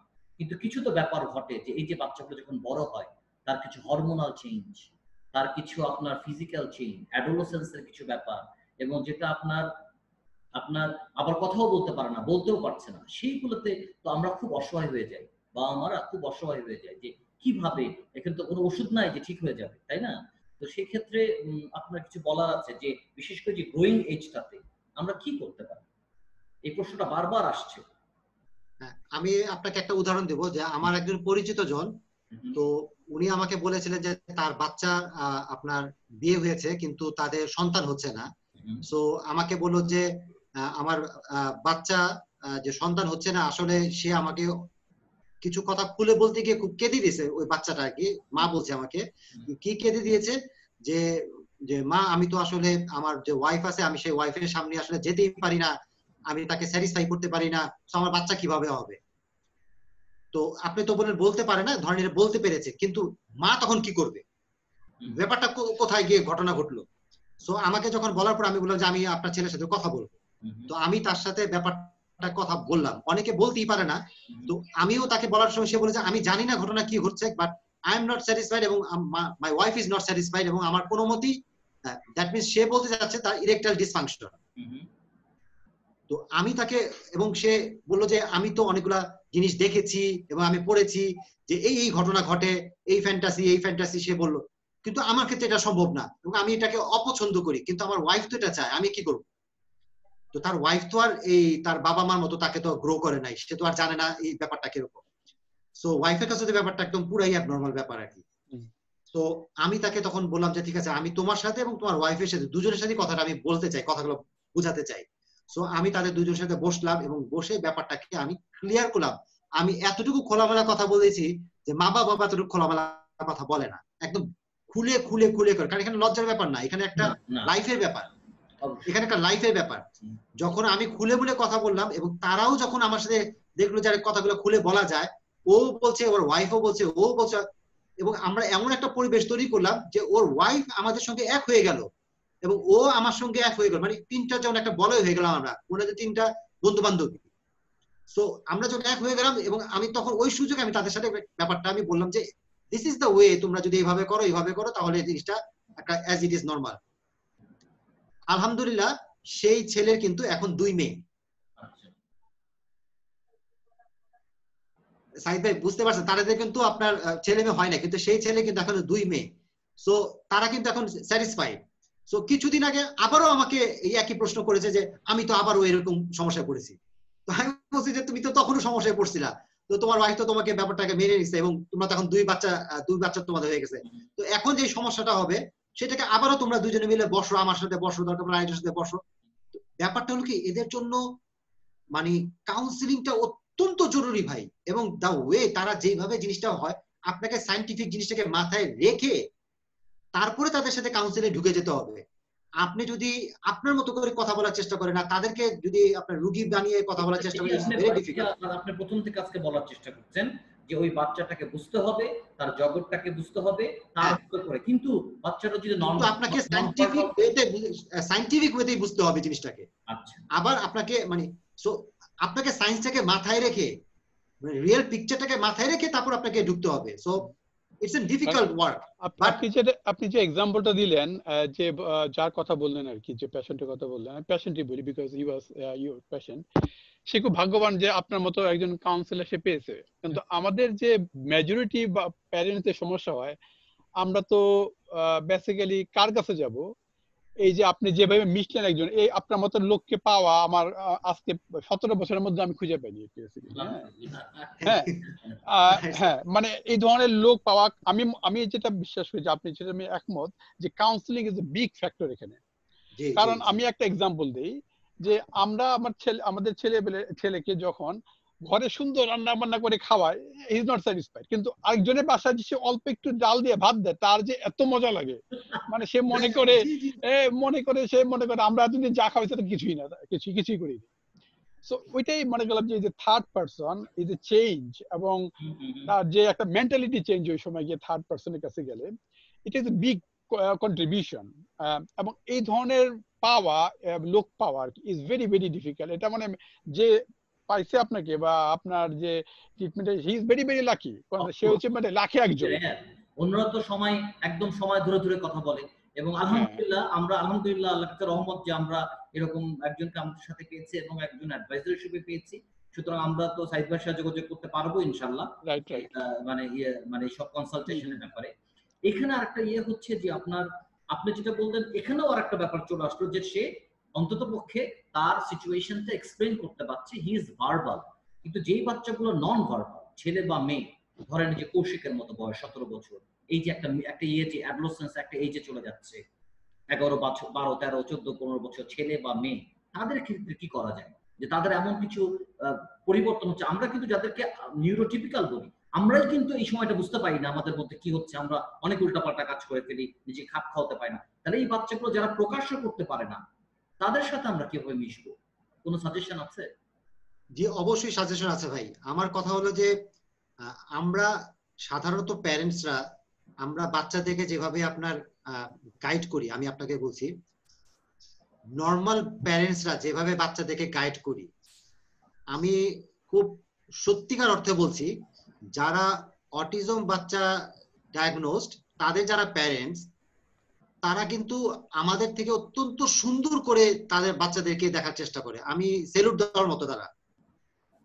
কেন? তারা তো এটাকে চ্যালেঞ্জ হিসেবে নিয়েছে, যার ফলে চ্যালেঞ্জ হিসেবে নেওয়ার কারণে he or she become a scientist himself. এবং যারা আমরা নর্মাল আছি, আমরা কিন্তু দেখেন বাবারা অনেক সময় মায়েদের উপরে ছেড়ে দিই, তুমি দেখবা আমার এত সময় কোথায়, আমি অফিস করি, কিন্তু আমার যে ছেলের সাথে বসতে হবে এটা কিন্তু আমার খবর নাই কিন্তু, কারণ আমার ছেলে তো নর্মাল ডেভেলপ করতেছে, এটা করতেছে, এটা করতেছে। এই যে আমরা কিন্তু, আপনার যারা অটিজম বাচ্চা কিনে ডেভেলপ করছে, তারা কিন্তু সারাক্ষণই একটা চিন্তা থাকে যে আমার বাচ্চাটা কি করলো, আমার বাচ্চাটা এটা কি হলো, আমার এটা কি হলো। আপনার অফিস আদালত যাই কিছু করেন না কেন, বাচ্চাকে মাথায় মধ্যে রাখছেন। জেনারেল পাবলিক কিন্তু এই বাচ্চাকে মাথায় সবসময় রাখে না ভাই। সো এই ব্যাপারটা, আমার কথা হলো যে আমাদের প্রত্যেক বাবা মা, চাই সে অটিজম হোক অথবা নন অটিজম হোক, টিপিক্যালি নিউরো ডেভেলপমেন্ট হোক, সেই ক্ষেত্রে আমার মনে হয় প্রত্যেক বাবা মারই দায়িত্ব যে আমার একটা লাইফ তো পার হয়ে আসছি, আমি তো জানি আমার লাইফ স্কেলটা কিভাবে আসছে, আমি তো জানি কোথায় আমার খাদ আছে, কোথায় আমার কি আছে, কোন সময় আমার মধ্যে কোন ধরনের চাহিদা তৈরি হয়, কি ধরনের চাহিদা তৈরি হয়, ওই চাহিদা পুরো না করলে আমার মধ্যে কি জিনিসটা আসে, কিভাবে আমি পুরো করি, এই জিনিসটা তো আমি জানি, আর কেউ জানে না। সো এই ঘটনাটা তো আমার ছেলের মধ্যেও আসবে। তো তার ক্ষেত্রে কিভাবে আসছে, সবার ক্ষেত্রে সমানভাবে আসে না। তো তার ক্ষেত্রে কিভাবে আসবে, জেনারেলাইজ একটা ব্যাপার আছে, এটা আসবেই। ক্ষুধা লাগলে কিন্তু আপনি কাঁদবেনি, আপনি কিন্তু ডাকবেনি। আপনি একটা কথা বারবার বলার চেষ্টা করছেন, যে বাচ্চা বলতে পারে না, তো আমি বলি যে বাচ্চা বলতে পারে না, জাস্ট উদাহরণটা, যে বাচ্চা বলতে পারে না যে আমার ক্ষুধা লাগছে, তার কান্না দেখে মাকে বুঝতে পারে না যে তার এখন দুধ খাওয়ার সময় হয়ে গেছে। মাকে কিন্তু বুঝাতে হয় না, তার কান্নাই বলে দেয়। একটা কান্না বলে যে তার দুধ খাওয়ার সময় হয়েছে, আরেক কান্নায় সে বুঝতে পারে তার পায়খানা করার সময় হয়ে গেছে, আরেক কান্নায় বুঝতে পারে সে পেশাবের মধ্যে শুতে পারছে না, আরেক কান্নায় বুঝতে পারে সে খেলবে কিছু নিয়ে। তো মায়ের কিন্তু প্রত্যেক কান্না আমার আপনার কাছে সমান, কিন্তু মায়ের কাছে কিন্তু সমান না। যেমন একটা মায়ের যদি 5 ছেলে বা 6 ছেলে থাকে, তারা রাতে বেলা সে যখন দরজা নক করে, তো নক দেখেই বুঝতে পারে মা যে এটা অমুক আসছে, এটা নাম্বার 6, ওটা নাম্বার 3, ওটা নাম্বার 4। মা কিন্তু নক দেখেই বুঝে। মানে আপনার ওই জায়গাটাতেই যাচ্ছি আমি, যে সে ভার্বাল হোক আর নন ভার্বাল হোক, তাকে বুঝতে হবে, তার চাহিদাটা বুঝতে হবে। আরেকটা জিনিস, এবং এই ক্ষেত্রে কিন্তু যাদের অটিজম বেবি আছেন, তারা এই ক্ষেত্রে কিন্তু আপনারা অনেক অগ্রবর্তী, আপনারা কিন্তু অনেক অ্যাডভান্স। আমি মনে করি আপনারা পিএইচডি লেভেলের মানুষ, আর আমরা মাত্র ম্যাট্রিক পাস করতেছি। সো আপনাদের সাথে আমাদেরকে তুলনা করা যাবে না, ইউ আর ডিফারেন্ট। সো আপনারা মানে এটাকে নিয়ে গবেষণা করতেছেন, চিন্তা করতেছেন, যেখানে আপনি গবেষণা করতে করতে একটা সংগঠন দেওয়ার চিন্তা ভাবনা করে ফেলছেন, যেখানটা কিছু হবে। আমাদের মাথায় তো এগুলো নাই। আমার মাথায় আছে কি, আমি অফিস যাব, টাকা কামাই করব, ভাত আনবো, এই ভাত কই আমার, এই সব জিনিস। এই তুই কি জিপিএ 5 পাইছিস, পাস নাই কেন, পাস নাই, আমাদের চিন্তা ভাবনা এগুলা। তুই মেডিকেলে চান্স পাস নাই কেন, তুই এখানে চান্স পাস নাই, এই সব কথাবার্তা। মেয়েটা কেন এরকম হলো, এইগুলা কথাবার্তা। So you are different, so you deserve salute. So আমার কথা হলো যে, যেহেতু বাট আপনাদের মাথায় রাখতে হবে, this is not the abnormal, this is also a normal, just like the new normal, যেটাকে আমরা করোনার সময় বলছি নিউ নরমাল, এটাও একটা নিউ নরমাল, এটা একটা ডিফারেন্ট নরমাল। সো এই ডিফারেন্ট নরমালকে আপনি ডাইভ দিয়ে দেন, দেখবেন যে আপনার জন্য এটা খুব ইজি। এবং একটা পর্যায়ে যদি আপনি তার সাথে বন্ধুত্ব করে ফেলতে পারেন, তাহলে দেখবেন যে ও যেভাবে হাসে আপনিও সেভাবে হাসছেন, ও যেভাবে কাঁদে আপনিও সেভাবে কাঁদছেন, ওর কাছে আপনি হলেন দুনিয়াতে সবচেয়ে বড় বন্ধু। তো তখন কিন্তু আপনার কাছে কোনো ম্যাটারই মনে হবে না ব্যাপারটা, এটা হ্যান্ডেল করা কোনো ব্যাপারই না। আর যদি আপনি আলাদা মনে করেন ব্যাপারটা, 10 বছর থাকার পরও যদি আপনি আলাদা মনে করেন আর আফসোস করেন সে কেন নরমাল হলো না, তাহলে কিন্তু আপনি হেরে গেলেন ব্যাপারটাতে। এখানে আমি দুটো কথা বলতে চাই সাইদ ভাই, এটা স্যালিউট করি। আপনি যেটা বারবার একটা পয়েন্ট, আমরা যতই প্রশ্ন করছি, আপনি একটা বারবার একটা জায়গায় যাওয়ার চেষ্টা করছেন, যে ওদেরকে বুঝতে হবে, ওদের সিচুয়েশনটাকে নরমাল ভাবতে পারলেই আমাদের পক্ষে সম্ভব ওদেরকে সাপোর্ট দেয়া। এটা হচ্ছে একটা ব্যাপার। হ্যাঁ, আর 2 নম্বর কথা আমি প্যারেন্টসদের পক্ষ থেকে যেটা বলতে চাই, সেটা হচ্ছে যে আমরা বাবা মা কিন্তু আসলে ওদেরকে ভালোবাসি এবং ওদেরকে এটাকেই মেনে নিতে চাই। হ্যাঁ, যেমন সত্যি কথা বলি যে আমি এখন কিন্তু আশা করি না যে আমার ছেলেটা ডাক্তার হবে, ইঞ্জিনিয়ার হবে। আমি ওর একটু আনন্দেই খুশি, আমি ওর একটু পাওয়াতেই খুশি। কিন্তু বিষয়টা হচ্ছে কি, যে রূঢ় বাস্তবতা যেটা, যে আমাদের যে সমাজকে আমরা স্বাভাবিক সমাজ মনে করি, সেই আর্থসামাজিক প্রেক্ষাপটে অন্যরা তো তাকে মেনে নিতে পারে না। এখন ও কিভাবে চলবে, ও কি কিছু আর্ন করতে পারবে, না হলে কি নিজের কাজগুলো কি নিজে করতে পারবে, আমার অবর্তমানে ওর কি হবে, এই বিষয়গুলো চিন্তা আসে বলেই ওকে আমাদের হিসাবে স্বাভাবিক করার জন্য আমরা চেষ্টা করি, যেন ও মানে সমাজে ওকে নিয়ে বুলিং না হয়, সমাজে ওকে নিয়ে যেন কোনো ইয়ে না হয়। হ্যাঁ, এটার কারণে তার মানে সমাজে সবাই একরকম তা না, আমরা কিন্তু এমন পাচ্ছি যে যাদের বাচ্চা এমন না, হ্যাঁ, কিন্তু যথেষ্ট ভালোবাসা আছে এরকম বাচ্চাদের প্রতি, অনেক আন্তরিকতা আছে। তো এই হচ্ছে আজকের আলোচনাটা। আর মধুদার কোনো প্রশ্ন আছে কি? না আমার শিওর আমি একটুখানি ছোট্ট একটু কথা বলি না একটু। শিওর। এটা হলো কি যে আমি আমার একটা ইতিহাস বলি। আমি যখন ক্লাস 10-এ পড়ি, আমি ঢাকা রেসিডেন্সিয়াল মডেল কলেজ থেকে পড়ালেখা করেছি। তো এখানে 1 থেকে 12 পাস করেছি। তো আমার সঙ্গে আমার ক্লাসমেট ছিল, ও ব্রিলিয়েন্ট স্টুডেন্ট ছিল। ও ফার্স্ট হলে আমি সেকেন্ড হতাম, আমি ফার্স্ট হলে ও সেকেন্ড হতো।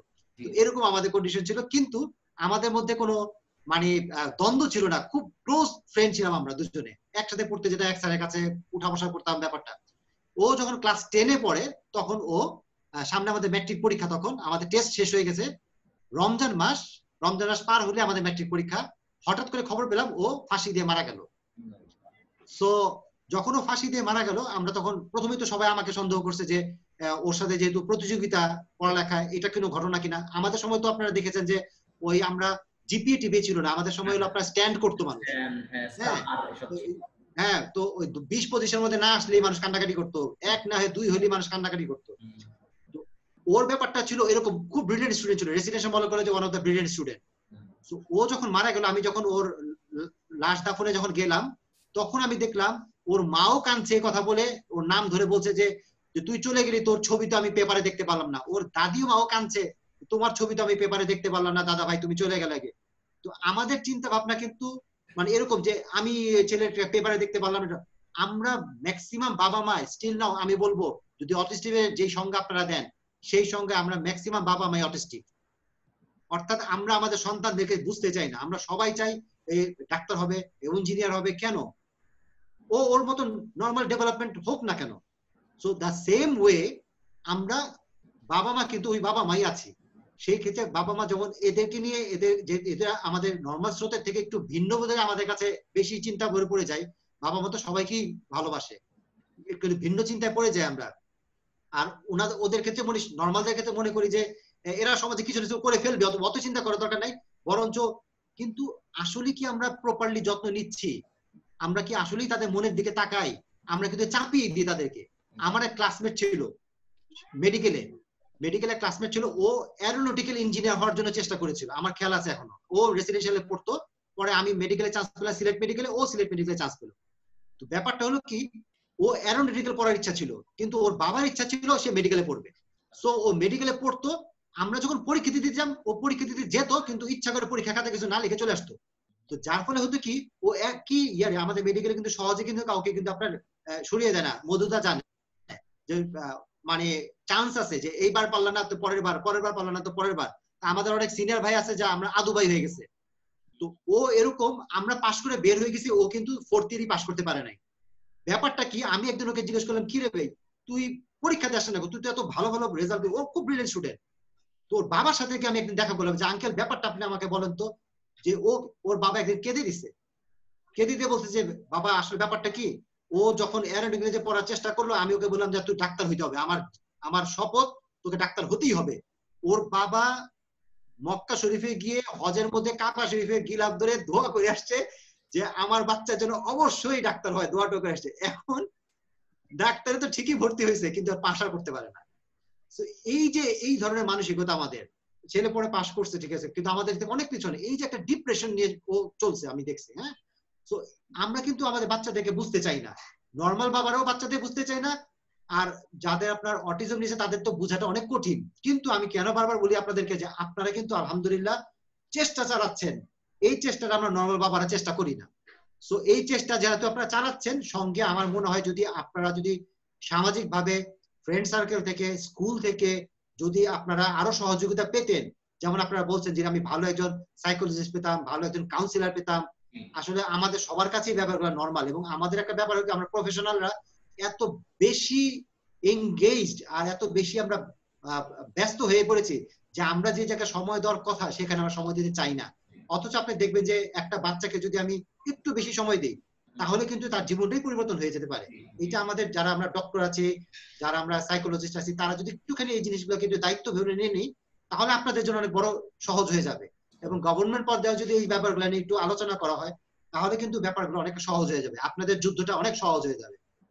সরি। না না না, অনেক ধন্যবাদ। এই যে আপনি যে কথাগুলো বলছেন যে একজন ডক্টরের কথাতেই কিন্তু অনেকটা শান্তি লাগে, তাই না মধুদা? যে আপনি এই যে কথাগুলো বলছেন, হ্যাঁ আমি জানি, আপনিও জানেন যে কথাগুলো বলা মানেই কিন্তু বাচ্চা সুস্থ হয়ে যাওয়া না, কিন্তু এই যুদ্ধটা নেওয়াটা আমরা যে মনে করি যে আপনি আমাদের সাথে থাকবেন, যেমন আমি আপনার শেয়ার করে অন্যদেরকে জানাই যে আমি যখনই সাইদ ভাইকে অ্যাপ্রোচ করেছি আমাদের সাথে থাকার জন্য, উনি কিন্তু নির্দ্বিধায় একেবারে রাজি হয়ে গেছেন এবং ওনার সিআরপিতে সারাদিন রোগী দেখার পরেও কিন্তু উনি আমাদেরকে সময় দেন। এই যে এখন গভীর রাতে কখনো বৃহস্পতিবার এতে আমাদের সময় দিয়ে যাচ্ছেন, কথা বলে যাচ্ছেন, বিষয়গুলোকে ভেঙে ভেঙে মানে সহজ করে বলছেন। আমি ওনাকে বারবার একটা কথা বলেছি যে আমরা যারা প্যারেন্ট সবাই কিন্তু সমানভাবে এডুকেটেড না। যেমন আমি আমার ব্যক্তিগতভাবে কোনো ধারণাই নেই এগুলো সম্পর্কে, অনেকে আছে এমনকি পিএইচডি, কিন্তু সে হয়তো অন্য কোনো বিষয়ে পড়ালেখা করেছে, এইসব হেলথ সায়েন্সের বিষয় নাই। তো এই জন্য অনেক ধন্যবাদ। মধুদা আপনার কোনো প্রশ্ন যদি না না ঠিক আছে, ওই আপনি ডাক্তার সাহেব যে আপনি কথাগুলো বললেন খুব মোটিভেশনাল, খুব ভালো লাগলো আমার। তো বেসিক্যালি আমাদের যেটা সাইদ ভাই বললেন যে আমাদের অনেক লিমিটেশন আছে, কারণ আমরা এটা প্রতিদিন শিখি, মানে every moment we are learning new things, because আমরা কিন্তু ওই লেভেল শিখে আসি নাই। কারণ আমার বাচ্চা যখন প্রথম অটিজম হয় আমি অটিজমের মানি বুঝি না। তো আমি সেদিন আরেকটা সাথে আমি কথা বলে বললাম যে আমাকে যখন প্রথমে জানানো হলো যে ইংল্যান্ড থেকে সাইকোলজিস্ট তোমার ছেলে autistic, are you feeling sad or worried. তো আমার কাছে খুব নর্মাল, আমি অটিজম জিনিসটা কি সেটা আমি নিজেও শুনিনি কোনোদিন, আর এটার ভবিষ্যৎ কি তাও আমি জানি না। তাই বললাম না আমি কোনো স্যাড না বা আমি কোনো ওয়ারিড না। তো ও আমার কথা শুনে খুব অবাক হলো আর কি, যে তুমি ওয়ারিড না। তো যেহেতু সে ডাক্তার, সে আমার অত কিছু খুলে বলে নেই, তো হয়তো মনে মনে চিন্তা করছে যে তুমি হয়তো পরে বুঝবা হোয়াট ডাজ ইট মিন আর কি, যেটা আমি এখন প্রতি মুহূর্তে বুঝি আর কি। Every day we are learning new things. তো আমি এখনো ওই লার্নিং পর্যায়ে ছাত্র হিসেবে আছি। কর্নিজম কি এটা প্র্যাকটিক্যালি দেখে দেখে দেখে দেখে every day I have new experience and that I will to share with other people as well. তো ওইটাই আর কি, যে every day we are learning, এবং এই লার্নিংটা খুব পেইনফুল। আপনি যেভাবে বললেন, জেনারেলাইজ করে বললেন যে এভাবে সব, কিন্তু হয় কি আমাদের তো not only we are not only work for the one child, somebody, আমার যেমন আরো দুইটা ছেলে আছে, আমার ফুল টাইম কাজ আছে, আমার ওয়াইফ চাকরি করে, আমাকে সংসার চালাতে হয়, তো ইজ এ হার্ড লাইফ।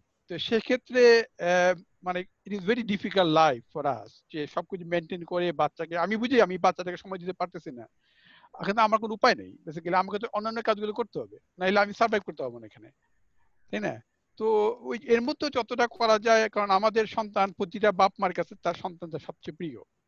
অনেক সময় আমরাও নিজেরও বিরক্ত হয়ে যাই, কারণ ইট ইজ আমাদের নিজেদের ধৈর্যের ব্যাপার আছে, বিরক্ত হয়ে যায় বাচ্চারা এমন করতেছে কেন, পরক্ষণে আবার নিজের কাছেই একটু মানে অনেকটা মানে কি মনে হয়, অপরাধী মনে হয় যে বাচ্চাটা বুঝি আমি একটু অবহেলা করলাম, কিন্তু ওই মুহূর্তে আমি নিজেরও কন্ট্রোল করতে পারি না, বিকজ অনেক অনেক কিছুর মধ্যে দিয়ে আমাকে সারাদিন কাটাতে হয় আর কি।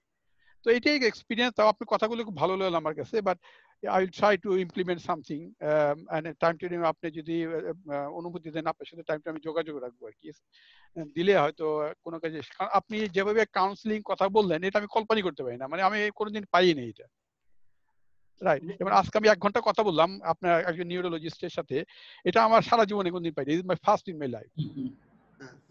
মধুদা, আমি একটা কথা আপনাকে একটুখানি বলতে চাই, সেটা হলো যে সাপোজ আপনি অনেক বিজি লাইফ লিড করেন, এটা স্বাভাবিক, এবং আপনাদের ওখানে যারা আছে তাদেরকে কিন্তু আমাদের দেশের মতো এত সহজ না যে এত সহজে, কারণ আপনি যে স্যালারি পাবেন অটোমেটিক স্যালারি থেকে ট্যাক্স কেটে যায়। আমাদের দেশে ট্যাক্স দিতেও পারেন, ট্যাক্স ফাঁকিও দিতে পারেন, ওই সব দেশে কিন্তু এটা নাই। তো আপনাকে কিন্তু একটা হার্ড ওয়ার্ক করতে হয় আপনাকে ওই দেশে একটা স্ট্যাটাস মেনটেন করতে গেলে। তো আপনার কিন্তু এটা ওয়ে নাই কিন্তু কোনো। কিন্তু আমি যেটা আপনাকে একটা উৎসাহ দিয়ে কথা বলবো, আসলে উৎসাহ কেন, এটাই স্বাভাবিক কথা, যে ধরেন আপনি 24 ঘন্টার মধ্যে 2টা ঘন্টা 5টা ঘন্টা তো বাসায় থাকবেনই আপনি, এটা তো স্বাভাবিক। এই আপনার এই ব্যস্ততার কথাটা আপনি আপনার সন্তানের সামনে খুলে বলেন, আপনার জগৎটাকে তার সামনে খুলে বলেন। যখন আপনার জগৎটাকে তার সামনে খুলবে, তার সাথে হাইড করার কিছু নয় আপনার জগৎটাকে। আপনি যে ব্যস্ত, কেন ব্যস্ত, তার সাথে গল্প করেন যে জানো বাবা আমি কিন্তু এইভাবে করি, এই কাজটা করি, ওইটা করি, এইটা করি, তারপর এখানে যাই, আর এগুলো কেন করি জানো? তোমাদের জন্য এটা করি। এই যে তার সাথে আপনি খুলেন, সে আপনার একটা বন্ধু, সে জানুক যে আপনি তার বড় ভাইয়ের মতো, বাবার মতো, যাই হোক, মানে খুব একটা ঘনিষ্ঠ, আপনার সাথে কথা বলার জন্য সে যে উদ্গ্রীব থাকে যেন ওই 10 মিনিটের জন্য 1 ঘন্টার জন্য সে বসে থাকে। আর আপনিও তো বসে আছেন, আমি যেখানে যাই না কেন তোমার জন্য কিন্তু বসে থাকি, যে আমি ওই সময়টা কখন আসবে, কখন আমি আমার তোমার কাছে ফিরে আসবো। যখন সে এই জিনিসটা বুঝবে যে আমার বাবার আমার জন্য টান আছে একটা, সে বাইরে থাকুক, সে ওইটাকে বদার করবে না। সে আপনি 24 ঘন্টার মধ্যে 18 ঘন্টা বাইরে থাকেন, that's not a matter. Say bother করবে ওই যে 20 মিনিট আপনি আসছেন কিনা। আর আপনিও কিন্তু মনে থেকে দেখবেন যে অটোমেটিকই তৈরি হয়ে যাবে। না না ঠিকই আছে আপনার কথা। ওই যে সাইড পেজ বারবার তার তো রিয়েলাইজেশন নাই, ওইটা সে তো বুঝতে পারতেছে না। হ্যাঁ না না, এটা বুঝার আপনার না, আমরা মনে করতেছি কি মধুদা, আমরা মনে করতে সে বুঝতে পারতেছে না, দ্যাট ইজ নট ট্রু। সে তার মতো করে বুঝছে সে। সো আপনি আপনার মধ্যে বুঝাতে থাকেন, সে তার মধ্যে ট্রান্সলেট করবে। আমি যে কথাগুলো বলছি আপনার কাছে এই কথাগুলোকে একরকম নিচ্ছেন আপনি, বিলিভ ইট অর নট। যদি আমার এই কথাগুলোকে হয়তো আমার কোনো কলিগ দেখে, সে কিন্তু এটাকে বলবে এই ডাক্তার সাহেব তো বোগাস কথা বলতেছে, ডাক্তার সাহেব এটাকে বোগাস কথা বলতেছে, আরে এগুলা তো মেডিসিন থাকে, এগুলা দিয়ে কোনো ঠিক হবে।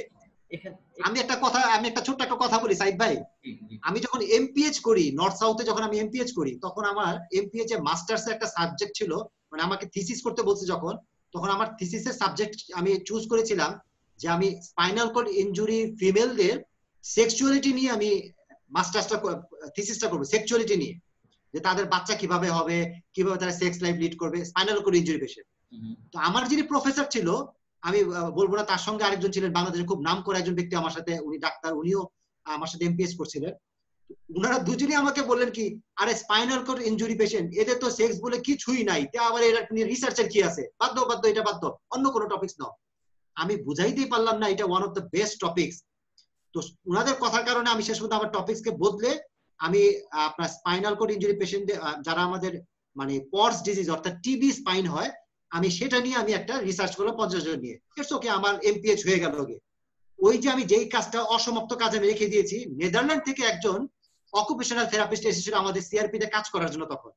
তো আমি তখন তাকে, সে বলল আমি একটা জিনিস নিয়ে রিসার্চ করতে চাই, তুমি আমাকে দাও। তো আমার অসমাপ্ত কাজটা আমি তাকে দেই। তো সে ওই অসমাপ্ত কাজটাকে সমাপ্ত করে সে এই আর্টিকেলটা ছাপে এবং সে একটা প্রতিযোগিতায় সে গোল্ড মেডেল পায়। আমার কথা বুঝতে পারছেন? ইন্টারন্যাশনাল যে গোল্ড মেডেল পায়। কিন্তু আমার দেশে কি করলো, আমার প্রফেসর কিন্তু এটাকে মানে ধোয়া মেরে উড়াই দিচ্ছে যে না না না, এগুলো কোনো ব্যাপারই না, তার তো সেক্সুয়ালিটি নাই, কিছু নাই। কিন্তু আমরা তো সেক্সুয়ালিটি কাজ করি তাতে। সো আমি বলছি আমার কথাটাকে আপনার কাছে খুব ভালো লাগছে, কিন্তু আমারই একজন ডক্টরের কাছে এটাকে হয়তো বোগাস লাগবে। এক একজন ইন্টারপ্রিটেশন এক এক রকম। সো আপনি মনে করছেন যে আপনার ছেলে বোধহয় কথাটা বুঝতে পারছেন, আপনার কথাটাকে, ইট ডাজন্ট ম্যাটার। আপনি তাকে বলতে থাকেন, সে তার মতো ট্রান্সলেট করে নিবে তার মতো করে। সো আপনি তাকে খোলামেলা হওয়ার চেষ্টা করতে থাকেন, সেও যেন আপনার সাথে খোলামেলা হয়। একটা পর্যায়ে দেখবেন যে আপনাদের দুজনের ল্যাঙ্গুয়েজটা সমান হয়ে গেছে। এইটা হলো আমার কথা, আর কিছু না। কেউ আর গোপন করবেন না। এই জায়গাটাতে আমি সাইদ ভাইয়ের সাথে একমত। খুব ইন্টারেস্টিং ব্যাপার, খুব ইন্টারেস্টিং এই অর্থে, আমার বাচ্চা তো সে অর্থে কথা বলে না, বললাম যে ওকে বারবার বলো এটা বলো বলো, তারপর হয়তো বলে। মোটামুটি ঝাপাঝাপি, দৌড়াদৌড়ি, চঞ্চলতা আছে, হাইপার অ্যাক্টিভিটি আছে। কিন্তু খেয়াল করে দেখলাম যে আমরা দুজন, আমি আমার ওয়াইফ যদি কোনো একটু এমনকি ওভার ফোন বা এই যে আপনার ওভারসিজ কলে কোনো একটা মজার কথা বললাম, ওদিকে হাসে নিজের মতো করে, এবং ঠিক ওই সময়টাতেই হাসতে হবে। আবার কোন এক সময় ওর মা বলছিল যে কোন একটা ব্যাপারে যেন কার সাথে সে একটু কোনো শকিং বা কিছু ডিসকাস করছে, ও কিন্তু ওর মতো আছে, কিন্তু সে ওর মন খারাপ হয়ে গেছে, কান্না হয়ে গেছে। এখন এগুলো একদিনে ঘটে নাই, তা আমরা ভাবলাম কি এগুলো কি কোইন্সিডেন্স, মানে কাকতালীয় কোনো ব্যাপার যে ওই সময় এটা করছে না। আবার আমার প্যারেন্টস তো অনেকের সাথে কথা হলো, তারা একদম পরিষ্কার বলছে যে আমাদের হাজবেন্ড ওয়াইফের মধ্যে একটু ঝগড়াঝাটি হলে বা ইয়ে হলে ওদের মন খারাপ থাকে, আমার বাচ্চাদের, ওরা ফিল করে জিনিসগুলো। সুতরাং দাদা যেটা বলছেন এটাও সত্য কথা, যে ও তো তাকাচ্ছেই না আমার দিকে, ওর দুনিয়া, ওরে কি বলবো আমি। আবার সাইদ ভাইয়ের সাথেও আমি একমত যে ওকে যদি ধরে বোঝানো যায়, হয়তো মনে হবে আমার কথা শুনছে না, কিন্তু হয়তো কোনো একটা জায়গায় জিনিসটা ইয়ে করবে না, বাবা তো আমাকে একটা স্কেডিউল দিয়ে যাচ্ছে যে না, তার এক্সপ্লেইন করছে, এবং সে মানে he will feel rather honoured বা লাইক কেয়ার, যে আমাকে কেয়ার করছে, না আমি এখন থাকতে পারছি না, এই সময় এসে তোমার সাথে খেলবো। এবং অনেক প্রফেশনাল কিন্তু এই কথাটা বলেন যে এই বাচ্চাদেরকে আপনারা যে প্রমিস করবেন সেটা রাখবেন, এই প্রমিসটা রাখতে হবে, না হলে কিন্তু ওরা আবার ধরে ফেলবে জিনিসটা, যে আমাকে বললো ই করলো না। আমরা যদি মনে করি ওরে বললাম পরে করলাম না, ওরা কেউ তো মানে এটাই তো বলতে চাচ্ছেন সাইদ ভাই, তাই না? যে ওদের পার্সোনালিটিটাকে বুঝতে হবে আমাদের, বুঝে ওদের মতো করে চলতে হবে, ওদের ভালো লাগা খারাপ লাগাটা বুঝতে হবে, তাহলেই হয়তো কমিউনিকেশনটা সহজ হবে। ন্যূনতম পক্ষে এইটুকু হওয়া অবশ্যই দরকার জি যে আমার বাচ্চা যেন কোনো মতে যেন বুঝতে পারে দুনিয়াতে একটা মানুষই আছে যে আমার সমস্ত কথাকে শুনতে চায়, বলতে চায়, বুঝতে চায়, যার সামনে আমি রাগ বসা সবকিছু করতে পারি, এই মানুষটা হলো আমার বাবা, এই মানুষটা হলো আমার মা। যদি এই কথাটাকে সে একবার ধরে নিতে পারে, সো ইউ গেইন, আপনার গেম ওভার হয়ে গেছে, আপনি উইন করে ফেলছেন। শুধু এইটুকু, আর কিচ্ছু না। না এই জিনিসটা আমার পার্সোনাল অভিজ্ঞতা থেকে এটাও সত্যি যে আমি একটা এক্সাম্পল দেই যে আমি আমার বাচ্চার সাথে অনেক সময় দিই। হ্যাঁ, অনেক সময় আমি যেমন কোনো সময় অফিস থেকে ছুটি নিলে মোটামুটি সারাদিন ওর সাথে আমি থাকি আর কি, বা কোথাও বাইরে নিয়ে গেলে আমার সাথে সাথে যায়।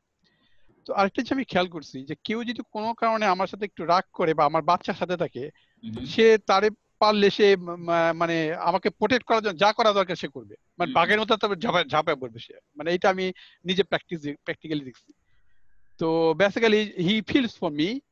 এবং আমি আপনাকে বলি, আমার একটা হার্ট অ্যাটাক হয়েছিল আর কি, তো গত বছর, এখন আমি ভালো আছি।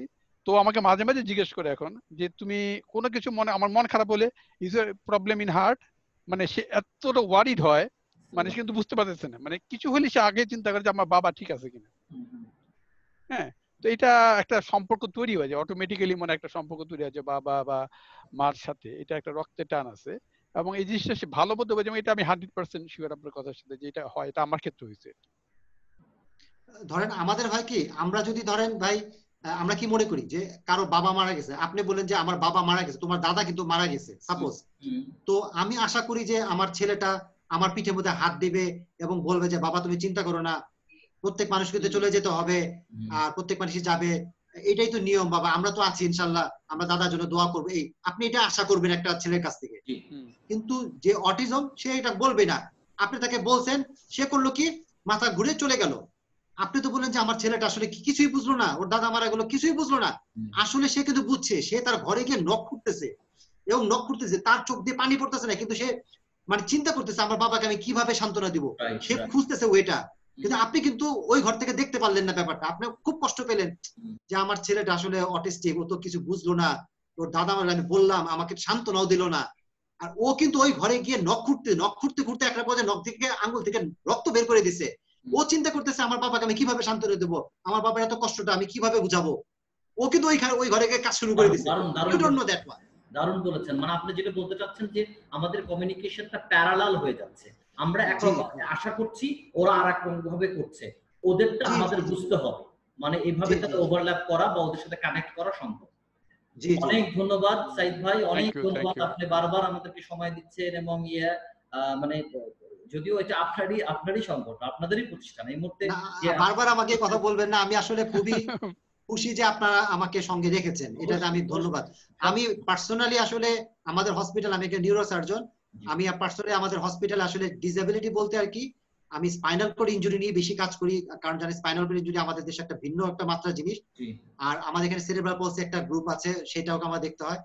তো অটিজম নিয়ে আমি পার্সোনালি আসলে আমার মানে এটা নিয়ে আমার পড়ালেখা চ্যালেঞ্জ, এবং আমি কাউন্সিলিংটা করে থাকি অনেকের সাথে, আমার পার্সোনাল রোগী যারা আসেন আর করে থাকি, কিন্তু অ্যাকচুয়ালি কিন্তু আমি অটিজম নিয়ে আমি রিয়েলি যে একটা আছে না যে ডাইভ দিয়ে কাজ করে, সো আমি কিন্তু সরাসরি আমার ফাংশনটা এটা না, এটা মেইনলি ফাংশন কিন্তু আপনার নিউরোলজিস্টদের এবং আপনার যারা সাইকোলজিস্ট, যারা আপনার অকুপেশনাল থেরাপিস্ট, যারা ফিজিওথেরাপিস্ট, তাদের কিন্তু এই কাজটা, এবং যারা ফুড নিউট্রিশনিস্ট তাদের কাজটা। কিন্তু আমি এই জন্য বারবার আপনার বলার চেষ্টা করছি যে যেহেতু আমি নিউরো নিয়ে কাজ করি, আমার একটা ফ্যাসিনেশন আছে, এবং এই ব্যাপারটা আসলে টোটালটাই তো আসলে ওষুধ ভিন্ন কাজ, যেটা ওষুধ ভিন্ন কাজ, যেটাকে আমি একটা চ্যালেঞ্জ হিসেবে নিলে পুরো ব্যাপারটাই চেঞ্জ হয়ে যেতে পারে, এটা তো একটা বিরাট একটা ব্যাপার, অ্যাডভেঞ্চারের ব্যাপার। তো এই ব্যাপারটা মানুষকে কেন মানুষ বুঝতে চাবে না, তো এই ব্যাপারটাতে যখন আপনারা আমাকে ইনক্লুড করেন তখন আমার ভালো লাগে, এই জন্য আমি খুশি, আপনারা ধন্য না, আমি ধন্য আপনাদের সাথে। অবশ্যই এটা আল্লাহর রহমত যে আমরা আপনার মধ্যে এতটা সাপোর্টিভ একজনকে পেয়েছি, কারণ সারাদিন এত পরিশ্রমের পরেও আপনি আমাদের সময় দিচ্ছেন, এবং আপনি বলছেন যে আপনি অটিজম নিয়ে কাজ করেন না, কিন্তু গত কয়েকটা সেশনে আপনি এত ভেঙে ভেঙে সহজ করে কথাগুলো বলেছেন, কারণ আমাদের প্যারেন্টসদের জন্য আমরা সহজ ভাষায় কথাগুলো বুঝতে চাই, সায়েন্টিফিক টার্মস গুলো বা সায়েন্টিফিক বিষয়গুলো এত সহজ না, আপনার মানে এত সহজ করে সাধারণ মানুষের বোঝার জন্য এত সহজ না। তো অনেক ধন্যবাদ আপনাকে, মধুদাকে ধন্যবাদ, আমাদের সাথে যুক্ত হয়েছিলেন তানভীন, আপনাকে অনেক ধন্যবাদ যুক্ত হওয়ার জন্য, চমৎকার একটা আলোচনার জন্য। আশা করি আমরা আবার মিলিত হব, আমাদের সাথেই থাকবেন, আমাদেরকে পরামর্শ দিবেন আমরা কিভাবে আরো কাছে যেতে পারি, আরো এডুকেট করতে পারি নিজেদেরকে, প্যারেন্টসদেরকে, অন্যান্য প্যারেন্টসদেরকে, এবং বাচ্চাদের যতটুকু সম্ভব আমরা ডেভেলপমেন্ট করে ওদেরকে বুঝতে পারি এবং ওদের সাথে কমিউনিকেশনটা করতে পারি। সবাইকে অসংখ্য ধন্যবাদ। Thank you. জি ধন্যবাদ আপনাদেরও। Thank you. সবাই